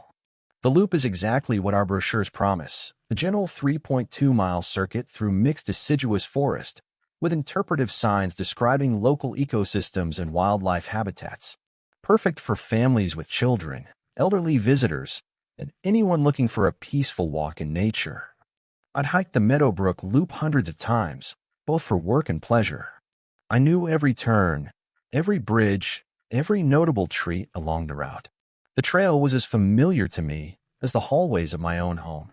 That's why I noticed immediately when something was different. At mile marker 2.1, where the trail curves around a large boulder and begins its descent toward Meadowbrook Creek, there was a gap in the trees I'd never seen before. Not a natural clearing, but a deliberate opening, as if someone had carefully removed specific trees to create a passage.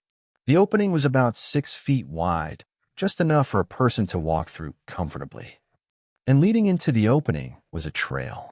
Not an animal path or a deer run, but a genuine hiking trail, complete with the same type of gravel surface and wooden borders used throughout our park system. It looked professionally constructed, identical to our other trails except for one crucial detail. It wasn't on any of our plans or maps. I stopped at the opening and peered into the passage. The trail descended steeply, disappearing into shadows that seemed unusually deep for midday. The forest beyond the opening was different too.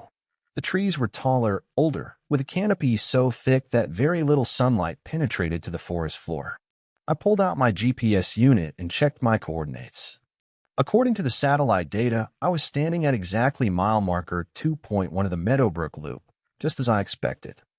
But the GPS showed no other trails in the area, no paths leading away from the main loop. I took several photographs of the opening and the trail beyond, then marked the location in my field notebook. This would require a full investigation, but I needed to complete my survey of the main loop first.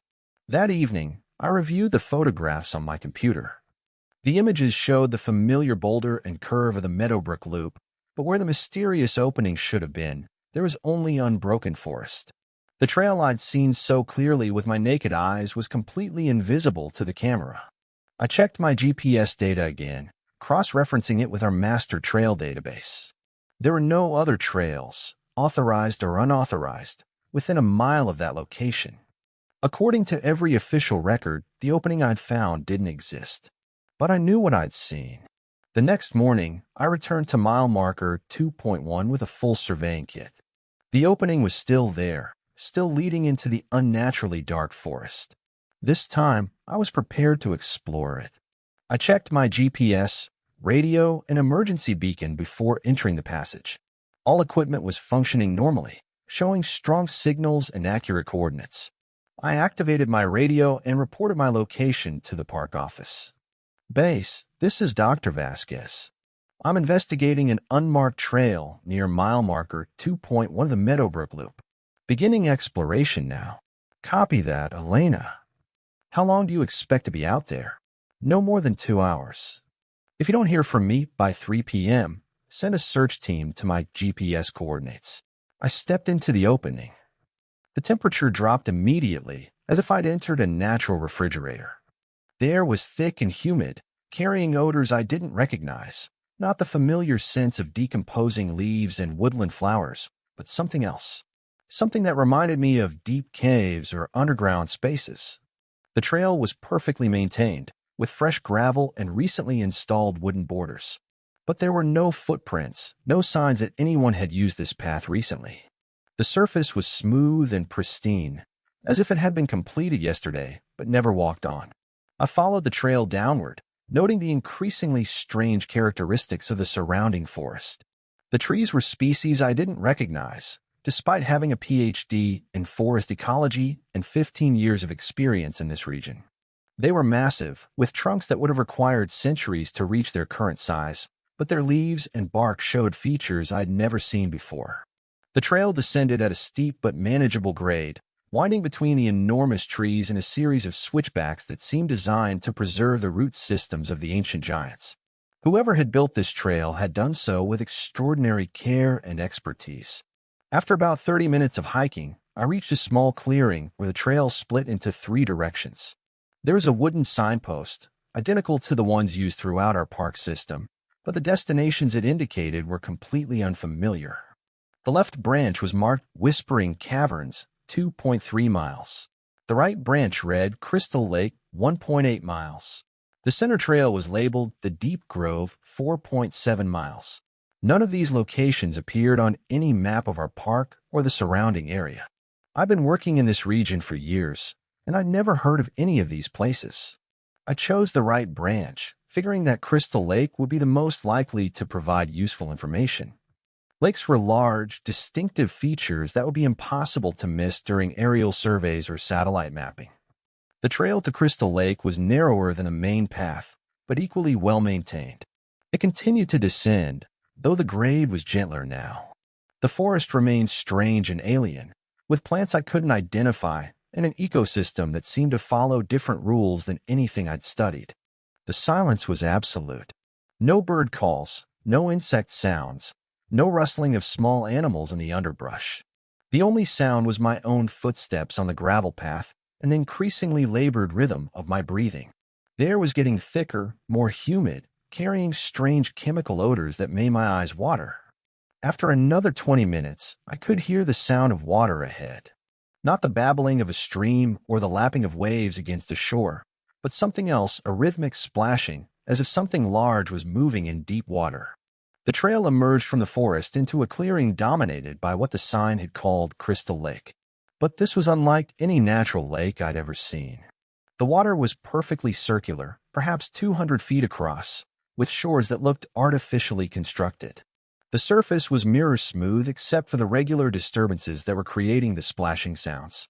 Every few seconds, something would break the surface near the center of the lake, creating concentric ripples that spread outward until they reached the shore.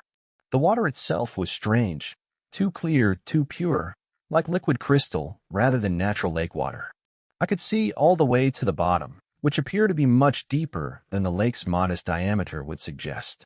The bottom wasn't muddy sediment or rocky substrate, but something that looked almost like polished stone, carved with intricate patterns that seemed to shift and change as I watched. I approached the water's edge cautiously, keeping my eyes on the center where the disturbances were occurring.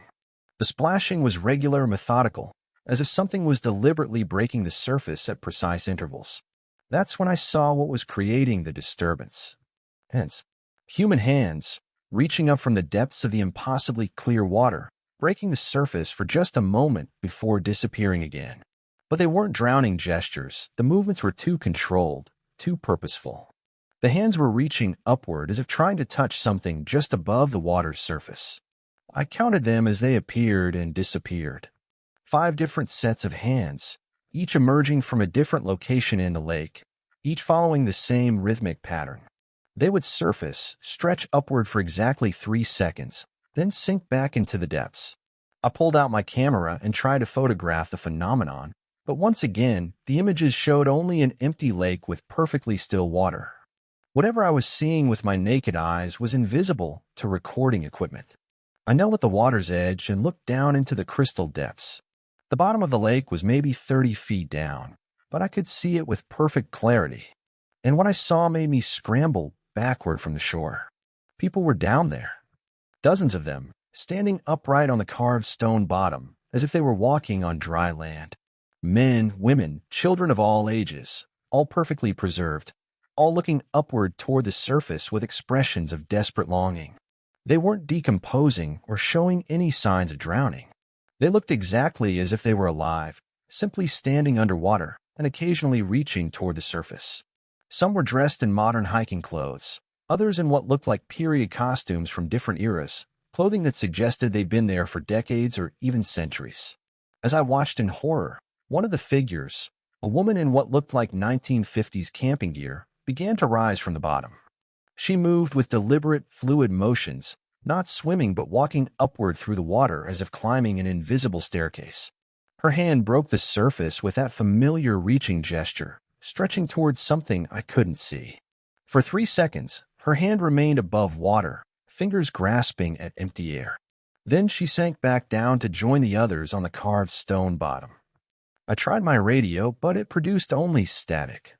My GPS unit was spinning wildly, unable to establish a location fix. My emergency beacon showed a red error light, indicating it couldn't connect to satellite systems. I was completely cut off from the outside world, standing beside a lake that contained dozens of people who were somehow alive underwater, in a forest that didn't appear on any map, following a trail that was invisible to cameras. I needed to get back to the main trail and report what I'd found. But as I turned to leave, I noticed that the forest had changed around me. The trail I'd followed to reach the lake was gone. Instead, I found myself facing 3 different paths leading away from the clearing, none of which looked familiar. I was lost in a place that didn't exist, surrounded by trails that led to destinations that weren't on any map. I chose the path that seemed to lead upward, hoping it would take me back toward the surface and the normal world. But after hiking for what felt like hours, I realized I was going deeper underground. The trees had given way to stone walls, and the trail had become a tunnel carved through solid rock. Bioluminescent fungi provided just enough light to see the path ahead, but everything beyond the immediate vicinity was lost in absolute darkness. The air was getting thinner, making it hard to breathe, and the chemical odors were getting stronger. The tunnel opened into a vast underground chamber, so large that my flashlight beam disappeared into the darkness before reaching the walls. The ceiling was lost in shadows far above, supported by massive stone columns that looked like they'd been carved by some ancient civilization. And scattered throughout the chamber were more trails, dozens of them, branching off in every direction, marked with wooden signs identical to the ones used in our park system. But the destinations they indicated were completely impossible. The Bone Gardens, 3.2 miles, Memory Lake, 6.1 miles, the Screaming Cliffs, 8.9 miles, the Forest of Doors, 12.3 miles, the place where time stops, 17.6 miles. I was standing in the heart of a trail system that existed in some space parallel to our normal park, a network of paths that led to places that couldn't exist but apparently did. And somewhere in this maze of impossible destinations were the answers to questions I was afraid to ask. I picked up a small stone and threw it into the darkness beyond my flashlight beam.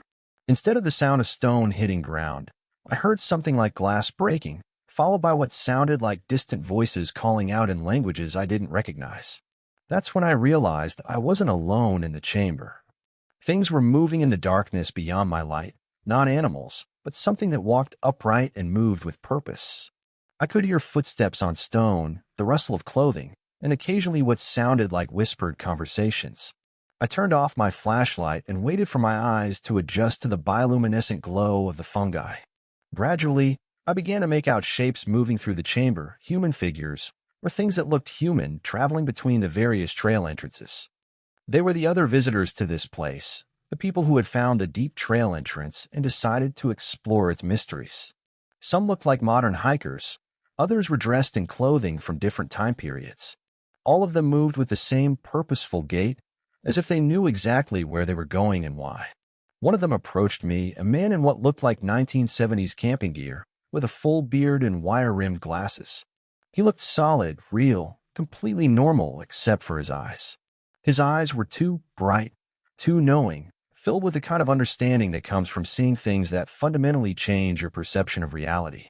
"First time here?" he asked, his voice echoing strangely in the vast space. Yes. I'm Dr. Elena Vasquez. I'm the head naturalist at Copper Mountain State Park. This trail isn't on any of our maps." He smiled, and the expression was both sad and knowing. "None of these trails are on any maps. They exist in the spaces between normal geography and the places where reality gets thin." My name was Robert Chin. I found the entrance in 1978 while hiking with my family. Names become less important here. Identity becomes more fluid. You start to understand that the boundaries between self and place, between observer and observed, are more arbitrary than we thought. I need to get back to the surface. I have responsibilities, people who are depending on me. Everyone says that at first. But the surface world starts to seem less real the longer you stay here. The trails down here lead to places that answer questions you didn't even know you had. Places that show you the true structure of reality, the hidden connections between all things. As he spoke, more figures emerged from the darkness, dozens of them, representing different eras and backgrounds. They gathered around us with expressions of patient interest, like an audience waiting for a familiar performance to begin. "The lake," I said. "Crystal Lake. The people underwater are learning to breathe differently," Robert finished. "Water, air, stone, these are just different states of the same fundamental substance. The people in the lake have figured out how to exist in multiple states simultaneously. They're not trapped there, they're exploring a new way of being. That's impossible. So are underground trail systems that connect to places that don't exist. But here we are. He gestured to the various trail entrances around the chamber. Each path leads to a different aspect of reality, a different way of understanding existence. The Bone Gardens show you the true architecture of life and death. Memory Lake contains every thought that's ever been forgotten. The Screaming Cliffs let you hear the voice of the earth itself. And the Forest of Doors leads to other versions of the world. Parallel realities where different choices were made, different paths taken. Most people who visit there decide not to come back to this version of existence. I looked around at the gathered figures, understanding beginning to dawn. None of you are planning to return to the surface, are you? Some do, Roberts said, but they're never quite the same afterward. They've seen too much, understood too much about the arbitrary nature of what we call normal reality. They have trouble readjusting to a world that insists on maintaining illusions about the nature of existence. I have to try. I have work to do, people who need me. Of course, everyone has to make their own choice. But remember, the entrance to the deep trail appears when someone is ready to see it. It found you, Dr. Vasquez. That suggests you were already asking the right questions, already sensing that there was more to reality than what appears on the surface. He pointed to one of the trail entrances, marked with a sign that read, Surface Access, Variable Distance. That trail will take you back to where you started. But the path changes based on what you've learned here. Some people find themselves back at mile marker 2.1 within minutes. Others wander for days, processing what they've experienced. And some realize they don't want to go back at all. I looked at the trail he'd indicated, then at the dozens of other options available. Each path promised answers to different questions, understanding of different aspects of reality. Part of me was desperately curious about what I might discover in the Bone Gardens or at the Screaming Cliffs. But I thought about my responsibilities, my work, the people who depended on my expertise to maintain the safety and integrity of the park system. I had obligations to the normal world, no matter how arbitrary it might seem in comparison to this place. I chose the path back to the surface. The hike took 3 hours, winding through landscapes that shifted between underground tunnels, impossible forests, and sections that looked exactly like normal hiking trails. The path seemed to respond to my thoughts and intentions, sometimes showing me glimpses of the other destinations I'd chosen not to explore. Finally, I emerged from a gap in the trees at mile marker 2.1 of the Meadowbrook Loop. The normal forest sounds returned immediately, birds calling, insects buzzing, the distant sound of traffic on the park road. My radio crackled to life. Dr. Vasquez, this is base. Please report your status. You've been out of contact for over 6 hours. 6 hours. According to my watch, I've been gone for less than 4. But the park office had been trying to reach me for 6 hours. This is Dr. Vasquez. I'm back on the Meadowbrook Loop at mile marker 2.1. Sorry for the communication problems, equipment malfunction. I looked back at where the entrance to the deep trail should have been. There was only unbroken forest, no gap in the trees, no sign that another path had ever existed there. But I knew it was still there, waiting for someone else who was ready to see it. I completed my survey of the Meadowbrook Loop and returned to the park office, where I filed a routine maintenance report that made no mention of underground trail systems or impossible destinations. I updated our trail maps, marking mile marker 2.1 as verified and accurate. But I also began my own private research into the history of the park and the surrounding area. I found records of missing hikers dating back to the 1920s, people who had disappeared while hiking alone, leaving no trace despite extensive search efforts. The disappearances followed a pattern. Experienced hikers, always alone, always on trails they knew well. I think they found a deep trail. I think they made different choices than I did. Sometimes, when I'm conducting surveys or maintenance work, I return to mile marker 2.1. The entrance is still there when I want to see it, still leading down into that unnaturally dark forest. And sometimes I'm tempted to explore one of the other paths to see what I might learn in the Bone Gardens or at Memory Lake. But I always choose to return to the surface to maintain my connection to this version of reality. Because someone needs to document what's really out there, to understand that our carefully mapped and managed wilderness contains doorways to places that exist outside normal geography. The deep trail is still there, still waiting. And someday, when my obligations to this world are complete, I might just decide to see where those other paths lead. But for now, I keep updating our trail maps, making sure they accurately reflect the reality that most people are prepared to see. The entrance to the Deep Trail doesn't appear on any of our official documents. Some doorways are meant to be found only by those who are ready to walk through them. My name is Marcus Webb, and I've been working the graveyard shift at Devil's Backbone since I got out of the Army. The Park Service thought my military experience would be an asset for handling the overnight duties, and they were right, though not in the way they expected. Combat in Afghanistan had taught me to trust my instincts, to recognize when something was wrong even when I couldn't see it. Those skills saved my life more than once in the desert, and they were about to save it again in the mountains of North Carolina. Devil's Backbone got its name from the jagged ridge that runs through the center of the park like a massive spine. During the day, it's a beautiful piece of wilderness, hiking trails, scenic overlooks, pristine streams.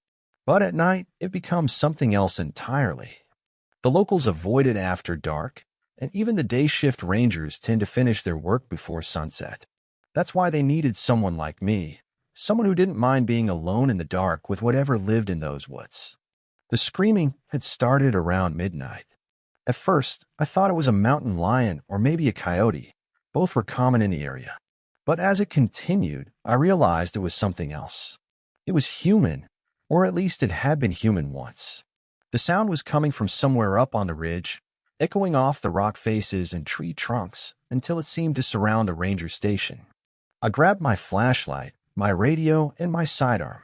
Standard procedure was to investigate any unusual sounds, especially if they might indicate someone in distress.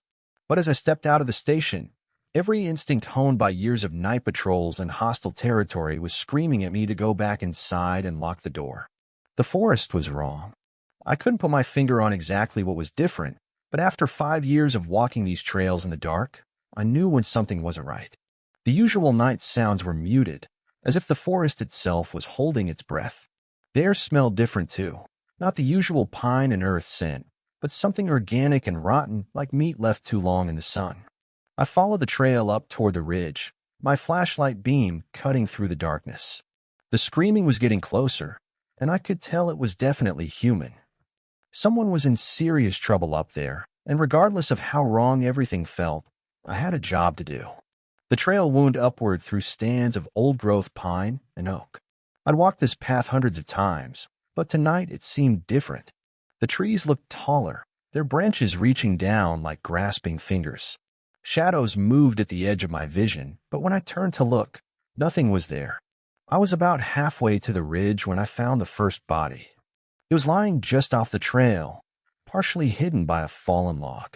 A hiker, probably in his 40s, wearing expensive gear that suggested he was an experienced outdoorsman. But experience hadn't helped him. Something had torn him apart with surgical precision, removing specific organs while leaving others untouched. It was the work of a predator, but not any predator I'd ever seen.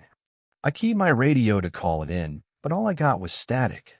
That wasn't unusual. Reception was spotty in the mountains, but it added to the growing sense of unease that was crawling up my spine like ice water.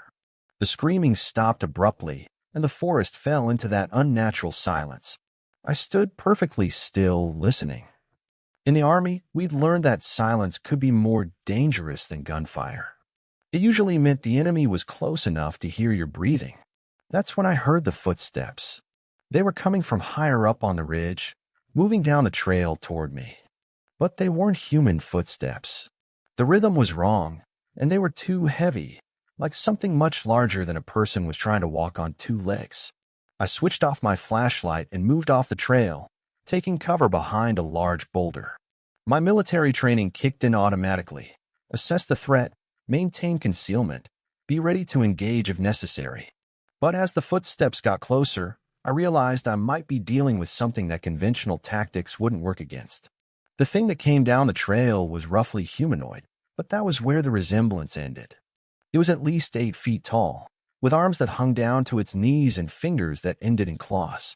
Its skin was pale and seemed to glow faintly in the moonlight, but it was the face that made my blood run cold.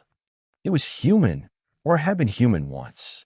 I could see the features clearly, A middle-aged man with graying hair and kind eyes. But the mouth was wrong, stretched wide to accommodate rows of sharp teeth, and the eyes, while human in shape, were completely black. It was carrying something in its claws. As it passed my hiding spot, I saw what it was, a human torso still fresh and dripping blood. The thing was feeding as it walked, tearing off chunks of flesh with those terrible teeth. I remained motionless until it passed, then waited another 10 minutes to make sure it was gone.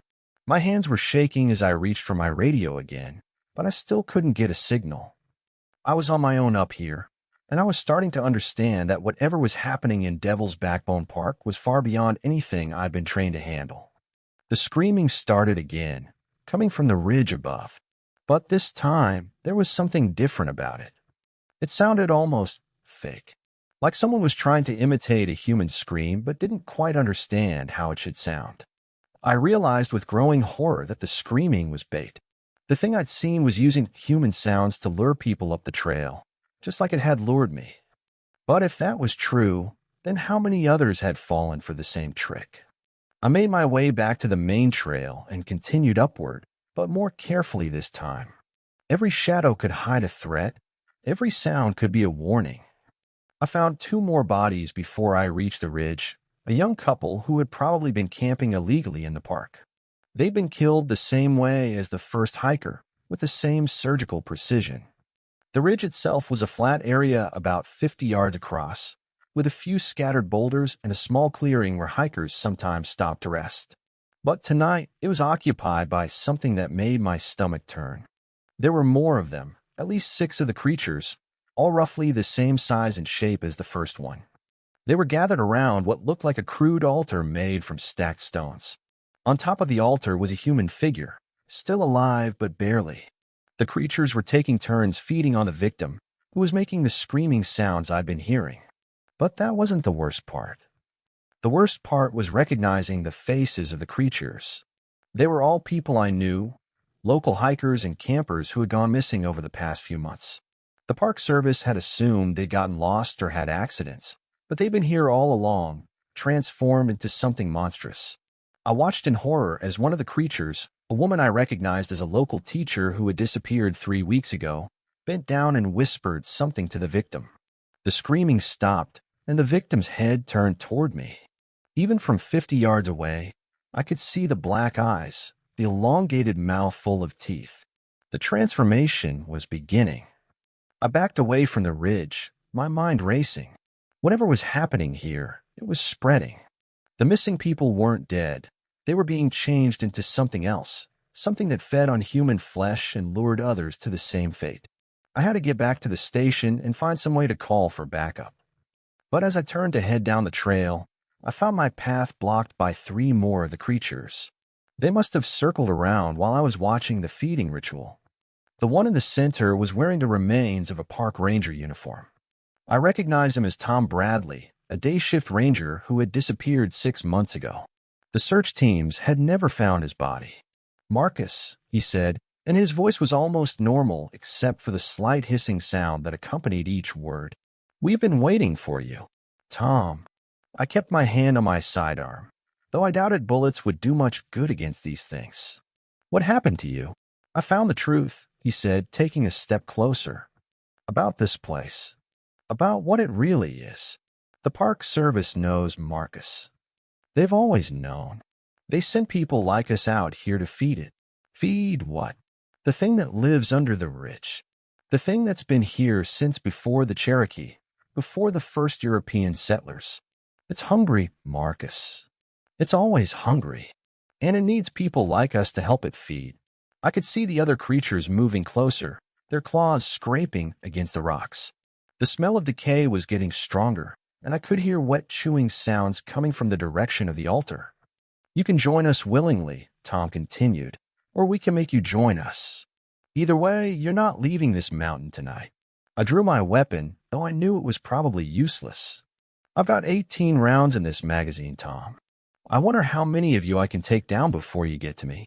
Tom laughed, and the sound was like fingernails on a chalkboard. "You can't kill us, Marcus. We're already dead. We've been dead for months. This is just what we are now." He was right. I could see the wounds on his body, claw marks, bite marks, places where chunks of flesh had been torn away. But he was still moving, still talking.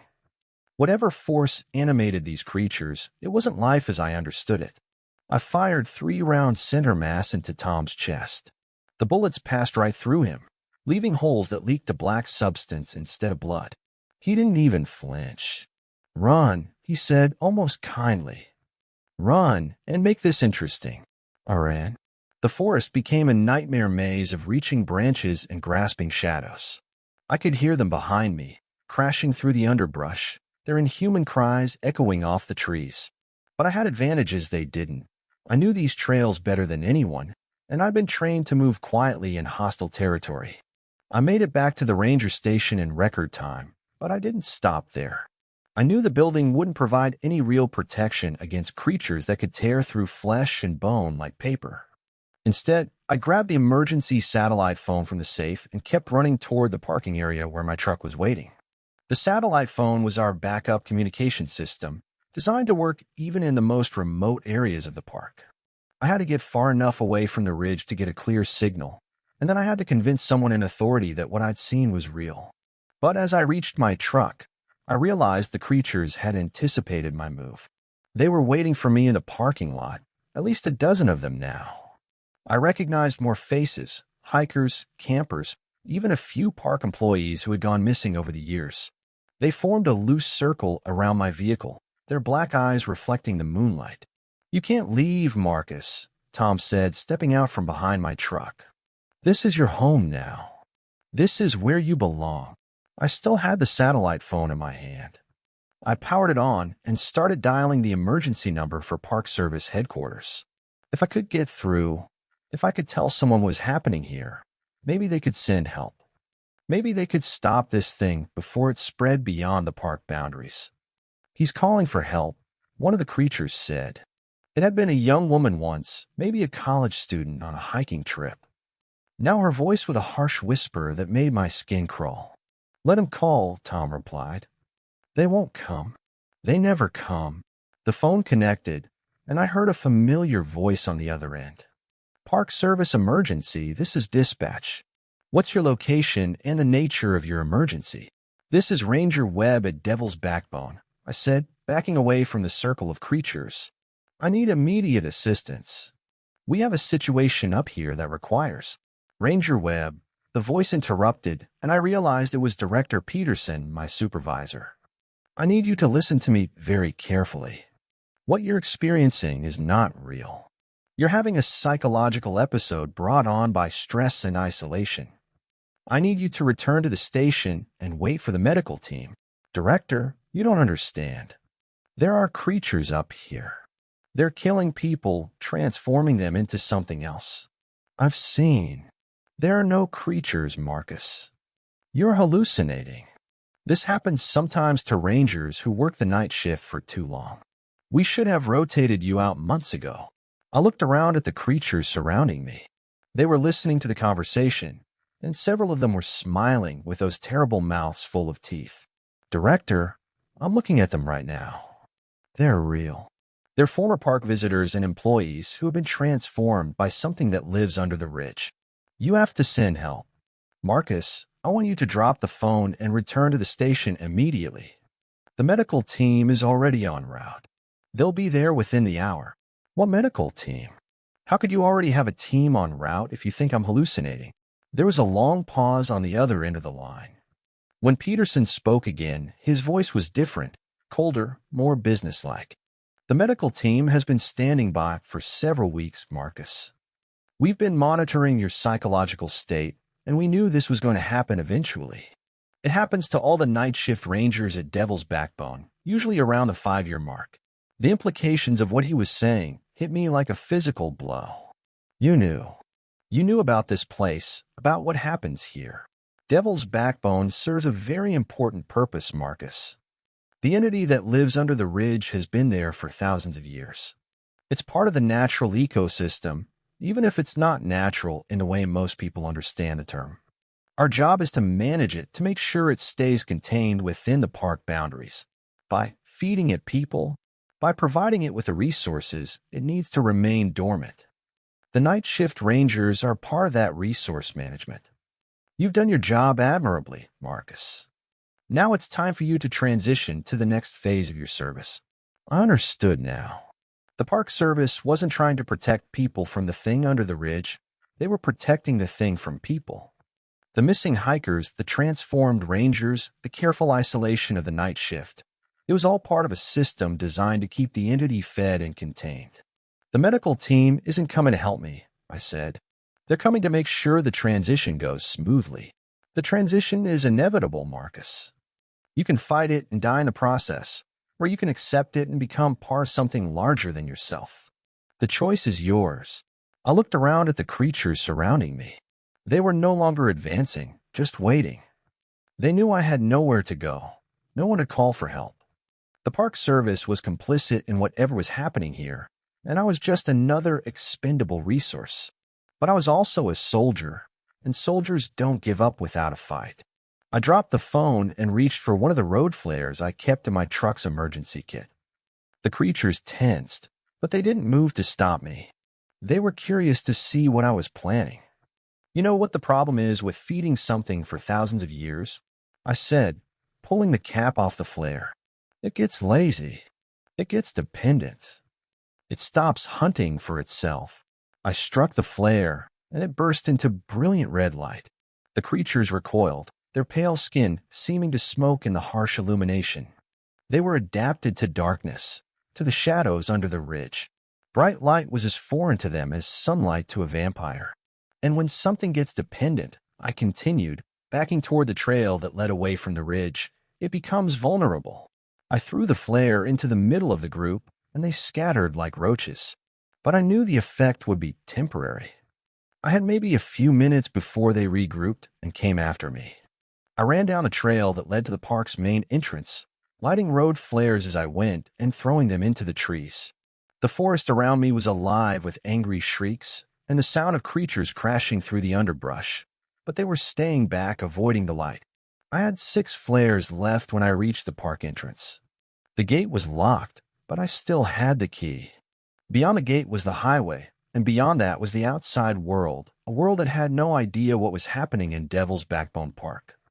But as I fumbled with the lock, I heard vehicles approaching from the direction of the highway. 3 black SUVs with government plates, moving fast. The medical team Peterson had mentioned. I got the gate open and ran toward the highway, but the SUVs were already there, blocking the road. Men in tactical gear were getting out, armed with weapons I didn't recognize. They moved with military precision, but their eyes were wrong. Too wide, too bright, like they'd seen things that had broken something inside them. Ranger Webb, one of them called out. We're here to help. Please drop your weapons and approach slowly. Are you here to help me? Or to help the thing under the ridge? We're here to maintain the balance, Ranger. The entity serves a purpose, and that purpose is larger than any individual. You can be part of the solution, or you can be part of the problem. I looked back toward the park. The creatures were gathering at the tree line, staying just out of range of my remaining flares. Behind them, the ridge loomed against the night sky like a massive tombstone. What is it? I asked. What's really under there? Something old, the leader of the tactical team said. Something that was here before humans walked the earth. Something that will be here long after we're gone. Our job is to keep it sleeping, to keep it fed, to make sure it never wakes up fully. And if it does wake up, then the missing hikers at Devil's Backbone will be the least of humanity's problems. I understood the choice I was being given.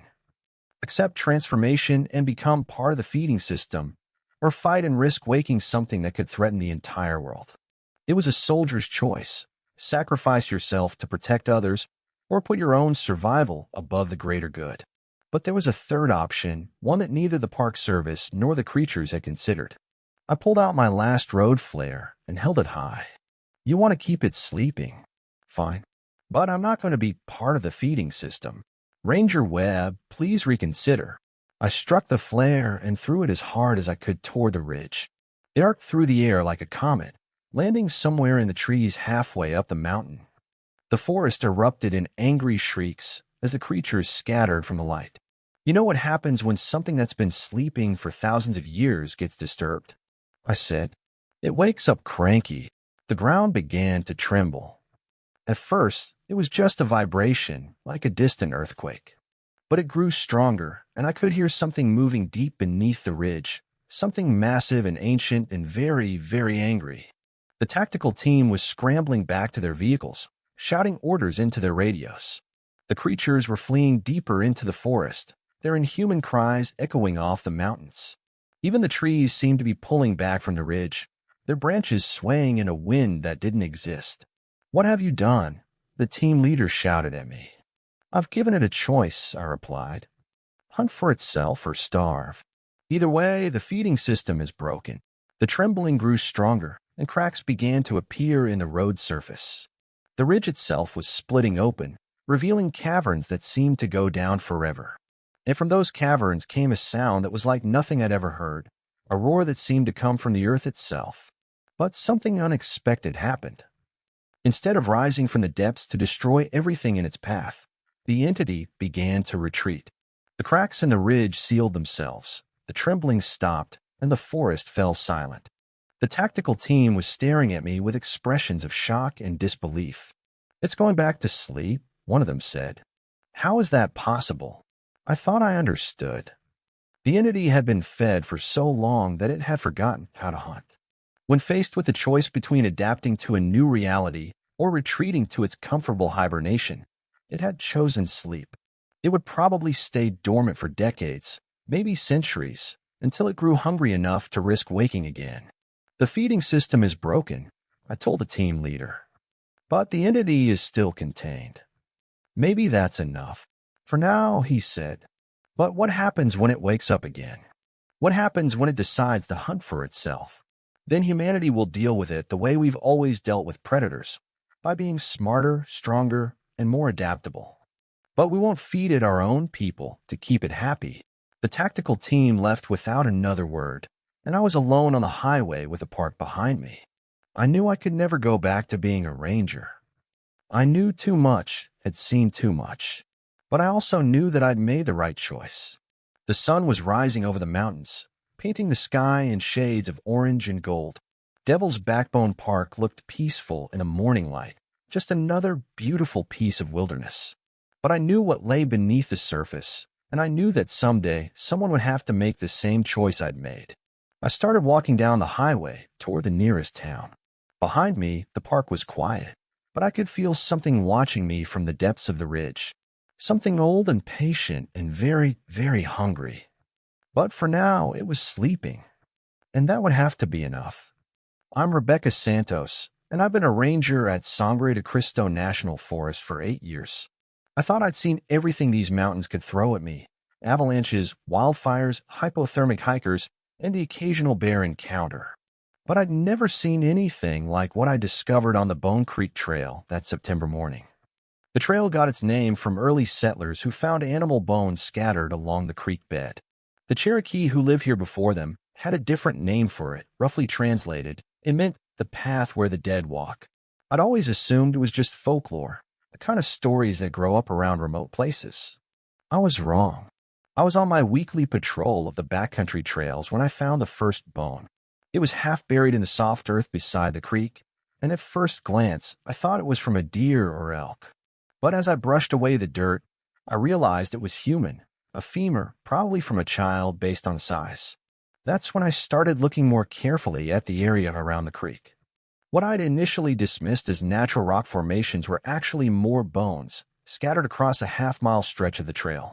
Some were old, weathered to the point where they crumbled at my touch. Others were newer, still showing traces of tissue and sinew. I radioed it in to headquarters, but the response was strange. Instead of the immediate investigation I expected, I was told to cordon off the area and wait for a special team from the state. When I asked what kind of special team, the dispatcher's voice got tight. "Just wait for them, Santos. Don't touch anything else, don't take any more photos, and don't talk to anyone about what you found." That's a direct order. I never heard of the Park Service issuing gag orders about crime scenes, but I followed instructions. I set up a perimeter around the bone field and settled in to wait. That's when I noticed the silence. The forest around Bone Creek was always quiet. It was one of the reasons I liked patrolling there. But this was different. There were no bird calls, no rustling of small animals in the underbrush, no buzzing of insects. Even the wind seemed muted, as if the trees themselves were holding their breath. I was still waiting when the sun started to set. The special team hadn't arrived, and my radio calls to headquarters were being met with static. I should have hiked back to my truck and driven to the nearest town, but something kept me there. Maybe it was professional curiosity, or maybe it was the feeling that I was being watched. As darkness fell, I started to see lights moving through the trees on the far side of the creek. At first, I thought it was the special team, but the lights were wrong, too pale, too cold, and they moved in patterns that didn't make sense. They drifted between the trees like fireflies, but they were too large and too bright. I trained my binoculars on the lights and saw something that made my blood run cold. They weren't lights at all. They were people, or things that had once been people. Their skin gave off a phosphorescent glow, and they moved with a strange, shambling gait that reminded me of sleepwalkers. There were dozens of them, all heading in the same direction, toward the bone field where I was keeping watch. They were carrying something in their arms, bundles wrapped in what looked like animal hides. As they got closer, I could see that the bundles were moving.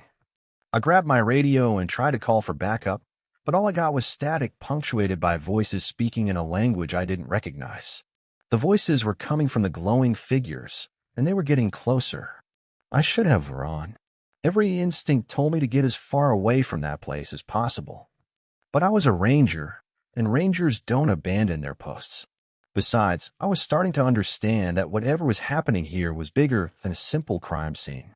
The glowing figures emerged from the trees and began to arrange themselves around the bone field. They moved with purpose, placing their bundles in specific locations among the scattered remains. As they worked, they hummed a low droning sound that seemed to come from the earth itself. I watched through my binoculars as they unwrapped their bundles. Inside were more bones, but these were different. They were fresh, still bloody, and they had been carved with symbols that hurt to look at directly. The figures began to arrange the bones in patterns, creating what looked like a massive mandala of death. That's when I realized what I was witnessing. This wasn't a crime scene, it was a ritual.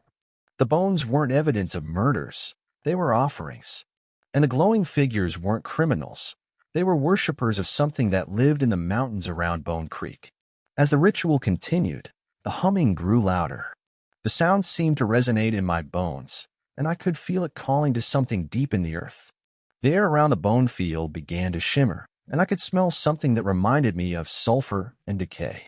Then the ground began to crack. It started small hairline fractures in the earth around the bone mandala. But the cracks spread quickly, widening until I could see down into darkness that seemed to go on forever.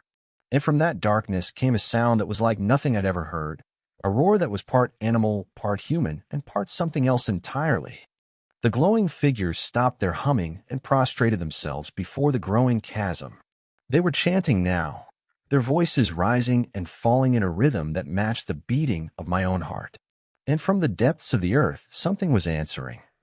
I saw it emerge from the crack in the ground, a mass of writhing tentacles and teeth, eyes that burned like coals, and a presence that filled my mind with images of things that should not exist. It was ancient, older than the mountains themselves, and it was hungry. The creature, for lack of a better word, began to feed on the bone offerings. But it wasn't just consuming the physical remains, it was absorbing something else, something that made the air around it shimmer and bend. The souls of the dead, maybe, or the life force that had once animated the bones. As it fed, the creature grew larger, more solid. Its tentacles reached out to caress the glowing figures, and where it touched them, they became more substantial, more real. They were feeding off its power, just as it was feeding off their offerings. I realized with growing horror that I was witnessing the birth of something terrible. The creature was using the bone field as a gateway, a means of entering our world from whatever dimension it normally inhabited. And the glowing figures were its servants, helping it to anchor itself in reality. But I also realized something else. The ritual wasn't complete. The creature was still partially bound to its own realm, still dependent on the offerings to maintain its presence. If I could disrupt the ritual, maybe I could send it back to where it came from. I had 3 flares in my emergency kit and a lighter. It wasn't much, but it might be enough to scatter the bone mandala and break the ritual circle. The question was whether I could get close enough without being detected. I started moving as soon as the chanting reached its peak. The glowing figures were so focused on their ritual that they didn't notice me creeping along the edge of the bone field. I got within 20 feet of the nearest group of bones before one of them turned and saw me. The creature let out a shriek that felt like ice picks in my brain.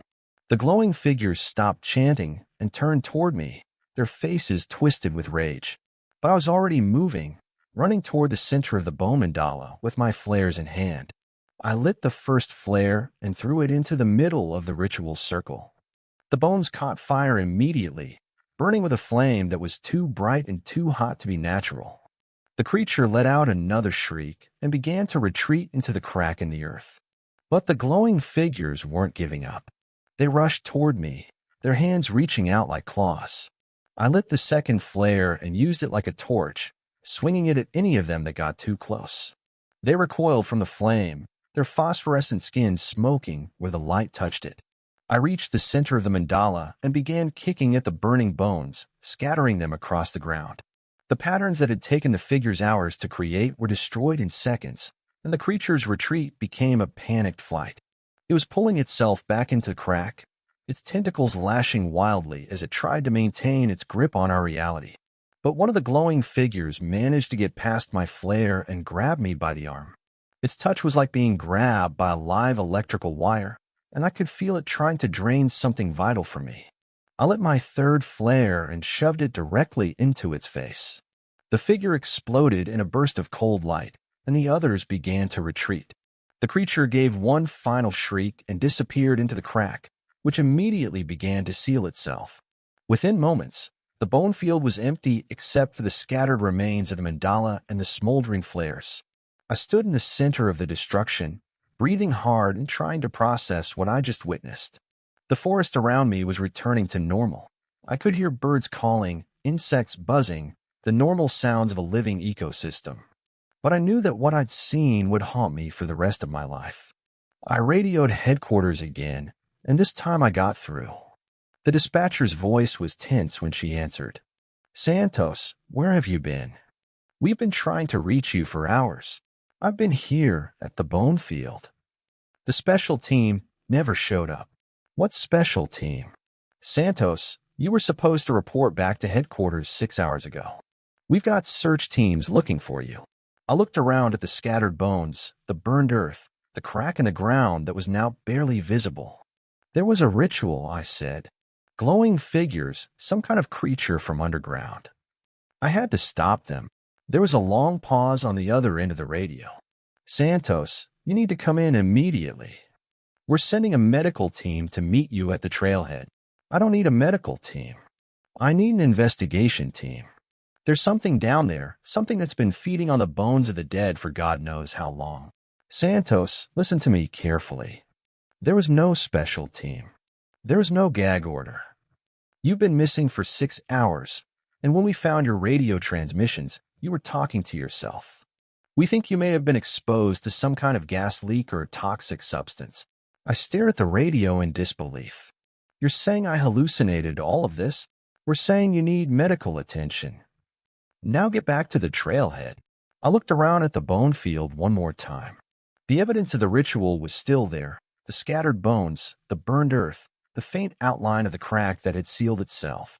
But I could already see how easy it would be to explain it away. Old bones from animals, a wildfire, natural geological processes. I started the long hike back to my truck, but I knew I wouldn't forget what I'd seen. The creature was still down there, waiting for another opportunity to feed.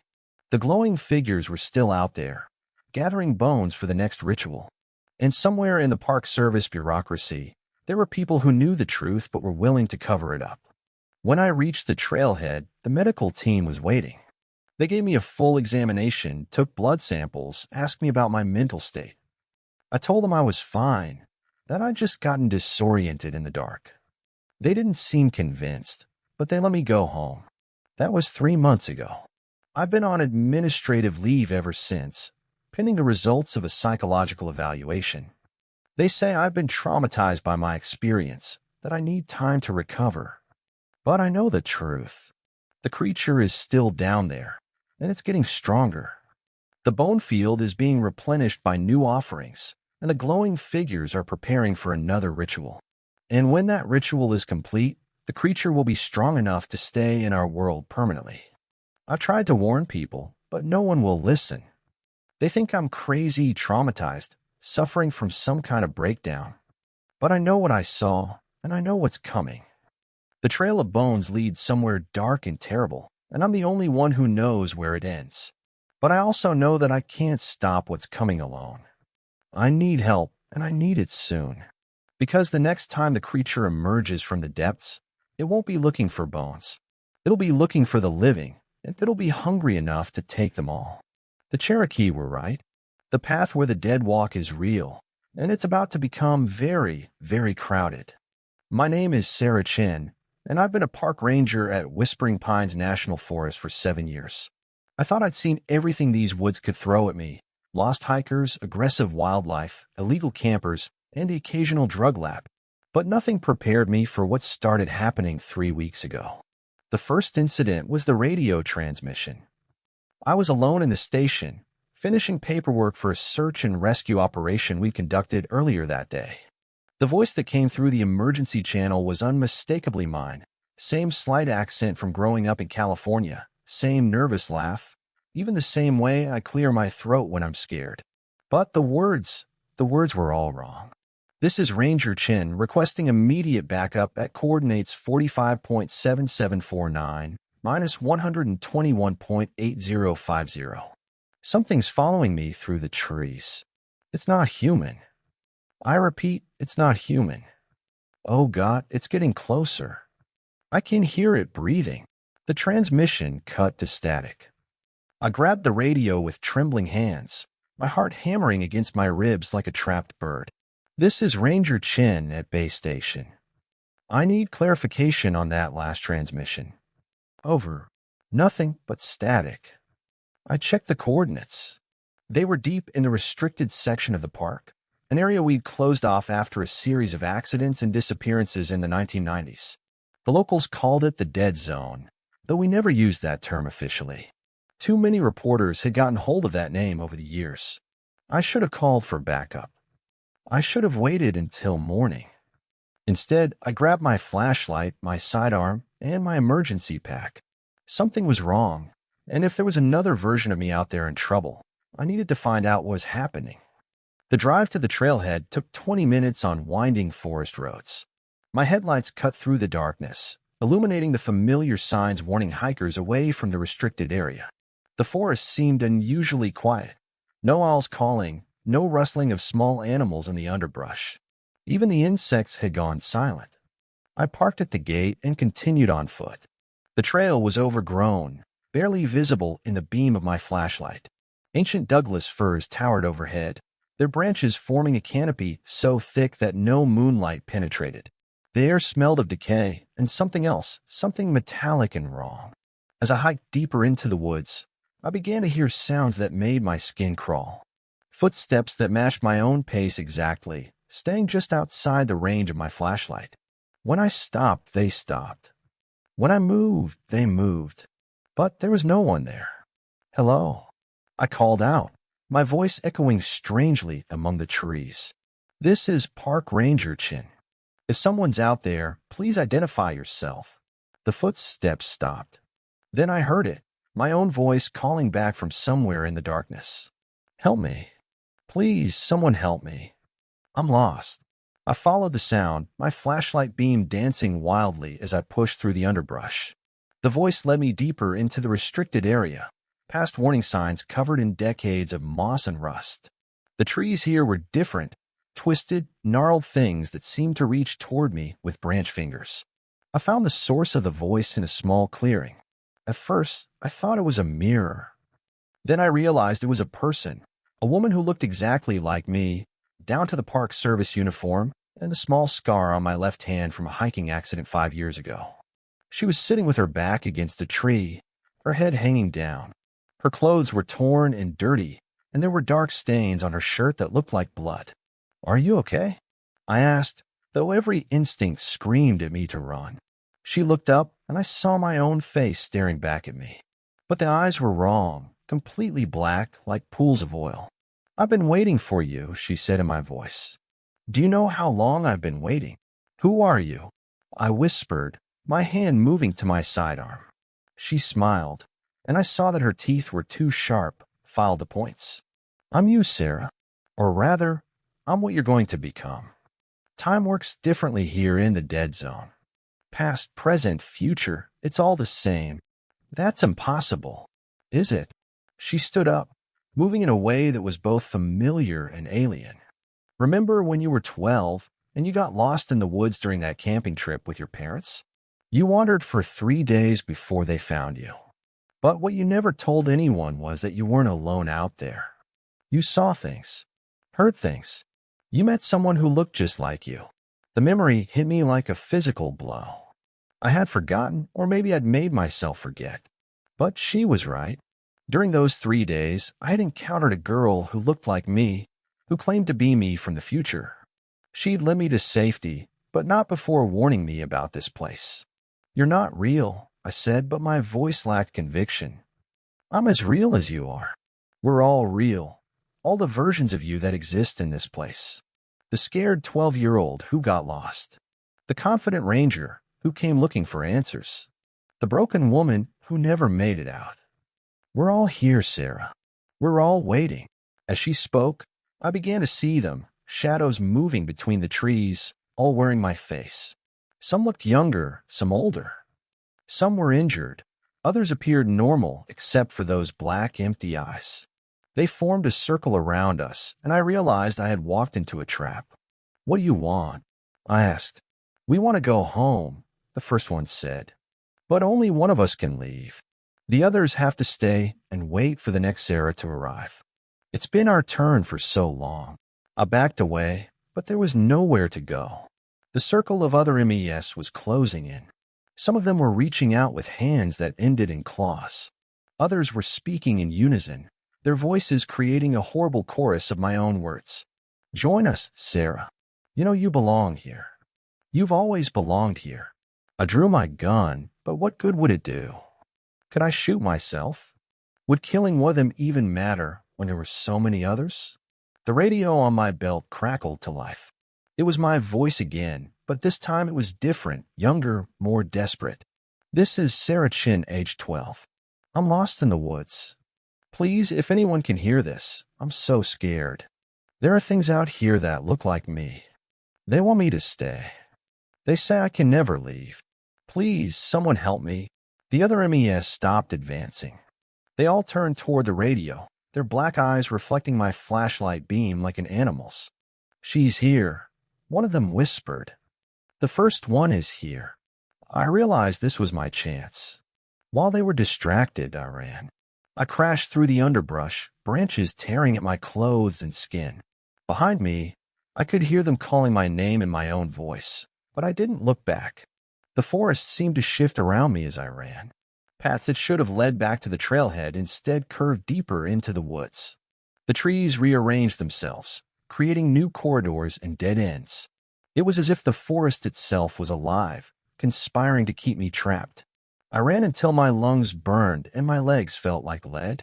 When I finally stopped, I was in another clearing, one I didn't recognize. My flashlight was dying, the beam growing weaker with each passing second. That's when I saw the cabin. It was small and ramshackle, built from logs that had gone gray with age. Smoke was rising from the chimney, and warm light glowed in the windows. It looked like salvation, but after everything I'd experienced, I wasn't sure I could trust my own eyes. I approached cautiously. Through the window, I could see someone moving around inside, a woman cooking at an old wood stove. She looked up as I got closer, and I saw my own face again. But this version was different. She looked older, worn down by years of isolation. Her eyes were normal, not the black voids I'd seen in the others. I knocked on the door. "Come in," she called. "I've been expecting you." The cabin was small but comfortable. filled with handmade furniture and the smell of vegetable soup. She gestured for me to sit at a small table while she ladled soup into 2 bowls. "You're me," I said. It wasn't a question. "I'm the version of you that's been here the longest," she replied. "I came here 47 years ago when I was 26. I was a new ranger then, just like you. I heard my own voice on the radio calling for help. I came to investigate, just like you did. How is that possible? I'm 33 now. Time isn't linear here. The dead zone exists in a loop. Every version of you that enters this place is pulled from a different point in time. Some are from the past, some from possible futures. But we're all real. We're all Sarah Chin. I ate the soup, which was surprisingly good. The warmth helped calm my nerves, but I still felt like I was balanced on the edge of madness. Those others, I said. The ones with the black eyes. What happened to them? Her expression darkened. They've been here too long. This place, it changes you. The longer you stay, the more it gets its hooks into you. Eventually, you become part of it. You become a hunter instead of the hunted. How do I get out? You don't, she said simply. I've been trying to find a way out for decades. There isn't one. The only way to leave is to send someone else in your place. That's what the black-eyed ones are trying to do. Trick a new Sarah into taking their place so they can escape. That's impossible. There has to be another way. She shook her head. I used to think that too. I spent years exploring every inch of this place, looking for exits, for weaknesses. But the dead zone is a closed system. It takes one Sarah, and it keeps one Sarah. The only variable is which version gets to stay. Then why haven't you sent me to take your place? Because I'm tired, Sarah. I've been tired for so long. I don't want to go back to the real world. I don't want to pretend to be normal, to smile and write reports and act like I haven't seen what I've seen. This place has become my home, even if it's a prison. I stared at her, trying to process what she was telling me. So what happens now? Now you have a choice. You can stay here with me, help me tend the cabin, and keep the dangerous ones at bay. Or you can go back out there and eventually become one of them, driven mad by the isolation and the wrongness of this place. Or I can find a way to break the cycle. She laughed, but there was no humor in it. I used to think that too. But some prisons are built too well to escape. We sat in silence for a while, listening to the fire crackle. Outside, I could hear voices calling my name, but I couldn't tell if they were the black-eyed ones or other versions of myself. There's something else, she said eventually. The 12-year-old version of you, the one who got lost on that camping trip. She's here too. She never left. She's been hiding in the woods all this time, growing up in this place. That's impossible. I remember being found. I remember going home. Do you? Or do you remember what you wanted to remember? What you needed to remember to stay sane? The question hit me like a physical blow. I tried to focus on the memory of being rescued, on my parents' faces when the search team brought me back to the campground.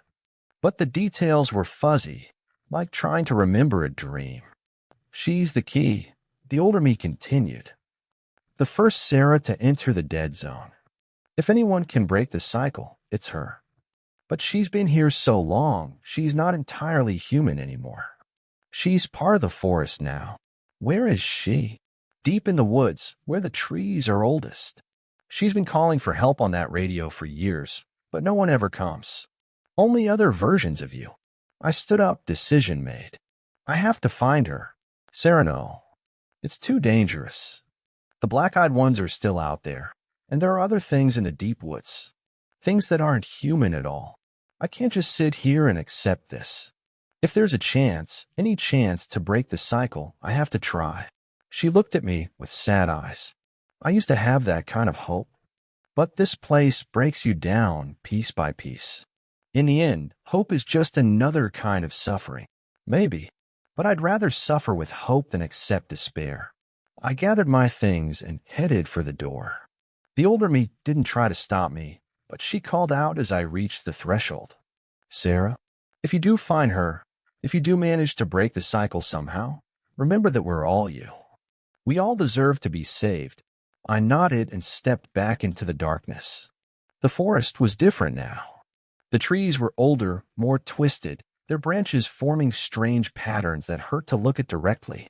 The air was thick with mist, and I could hear sounds that definitely weren't coming from any animal I recognized. I followed the sound of the radio transmissions, that young voice calling for help over and over. The signal grew stronger as I moved deeper into the woods, but so did the sense of wrongness. The trees here were ancient, their trunks so massive that my flashlight couldn't illuminate their full circumference. Some of them had faces in their bark, not carved, but grown, as if the wood had shaped itself around screaming mouths and wide, terrified eyes. I found her in a grove of the oldest trees, sitting beside a small fire. She looked exactly as I remembered looking at 12 pigtails, freckles, wearing the same camping clothes I'd had on during that long-ago trip. But her eyes held a depth of experience that no 12-year-old should have. "You came," she said, looking up at me. "I knew you would. I've been waiting so long. I'm here to help you," I said, sitting down across from her. "To get you out of this place." She smiled, and it was heartbreaking. "I know, but I can't leave. None of us can. This place, it's not just a prison. It's a wound in reality, and we're the bandage keeping it from bleeding into the real world." "What do you mean?" "The dead zone wasn't always here. It was created by something that happened a long time ago. An experiment, or maybe an accident. Something that tore a hole between worlds. The Park Service knows about it. They've always known. They just cover it up. That's impossible." "Is it?" "Think about it, Sarah. Why do you think they hire people like us? People who are drawn to isolated places, who don't have many close relationships. People who won't be missed if they disappear." The implications of what she was saying hit me like a cold wave. "You're saying I was recruited specifically for this?" "We all were. Every ranger who's ever worked in the dead zone. We're not here to protect the forest from people, Sarah. We're here to protect people from what's in the forest. And sometimes we're here to become part of the containment system." "How do you know all this?" "Because I've been here long enough to see the patterns, to understand what this place really is. The black-eyed ones aren't just versions of us who've gone mad. They're guardians, whether they realize it or not. They keep the really dangerous things locked away in the deepest parts of the forest." As if summoned by her words, shapes began moving in the darkness beyond our small circle of firelight. Not the black-eyed versions of me, but something else entirely. Things that might have been human once, but had been changed by prolonged exposure to whatever force had created this place. "They're coming," she whispered. "They always come when someone tries to leave. They can sense the intention. Then we fight them." "You can't fight them, Sarah. They're part of the system now. Killing them will be like pulling out the stitches on a wound that's barely healed." The creatures were getting closer. In the dying light of the fire, I could see glimpses of their forms, twisted limbs, faces that were almost human but not quite, eyes that reflected the flames like mirrors. "There is one way," she said quietly. "One way to break the cycle. But it requires a sacrifice." "What kind of sacrifice?" "One of us has to stay. Not trapped like the others, but willingly. Become the anchor that keeps this place stable. Take on the role consciously, instead of being driven to it by madness." I looked at her, this child who had grown up in a nightmare and somehow retained her humanity. "You're talking about yourself. I'm talking about whichever one of us is strong enough to do it. I've been here the longest. I understand this place better than any of the others. But I'm still just a child. I don't know if I have the strength to maintain the barrier for years to come. And if I stay, then you free not just the other versions of yourself, but everyone who's been trapped here over the years. Rangers, hikers, researchers, all the people who've disappeared in the dead zone. They can all go home." The creatures were almost upon us now. I could hear their breathing, wet and labored. The fire was dying, and in a few minutes we would be in complete darkness. "How do I know you're telling the truth?" I asked. "How do I know this isn't just another trap?" "You don't," she said simply. "But you know me, Sarah. You know what you were like at 12. Would you lie about something this important?" I looked into her eyes and saw the truth there. The fear, the hope, the terrible knowledge of what this place really was and what it would cost to fix it. The creatures burst into the clearing, and I saw them clearly for the first time. They had once been human, but prolonged exposure to the dead zone had changed them into something else. Their limbs were elongated, their skin was pale and translucent, and their mouths were filled with rows of needle-sharp teeth. But they didn't attack. Instead, they formed a circle around us, watching and waiting. "They're not here to hurt us," the young me said. "They're here to witness. The dead zone has its own rules, its own sense of justice.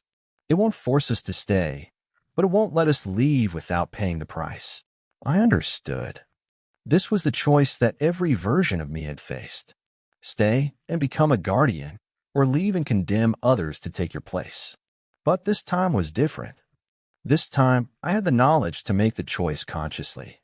"I'll do it," I said. "Sereno, you have a life to get back to.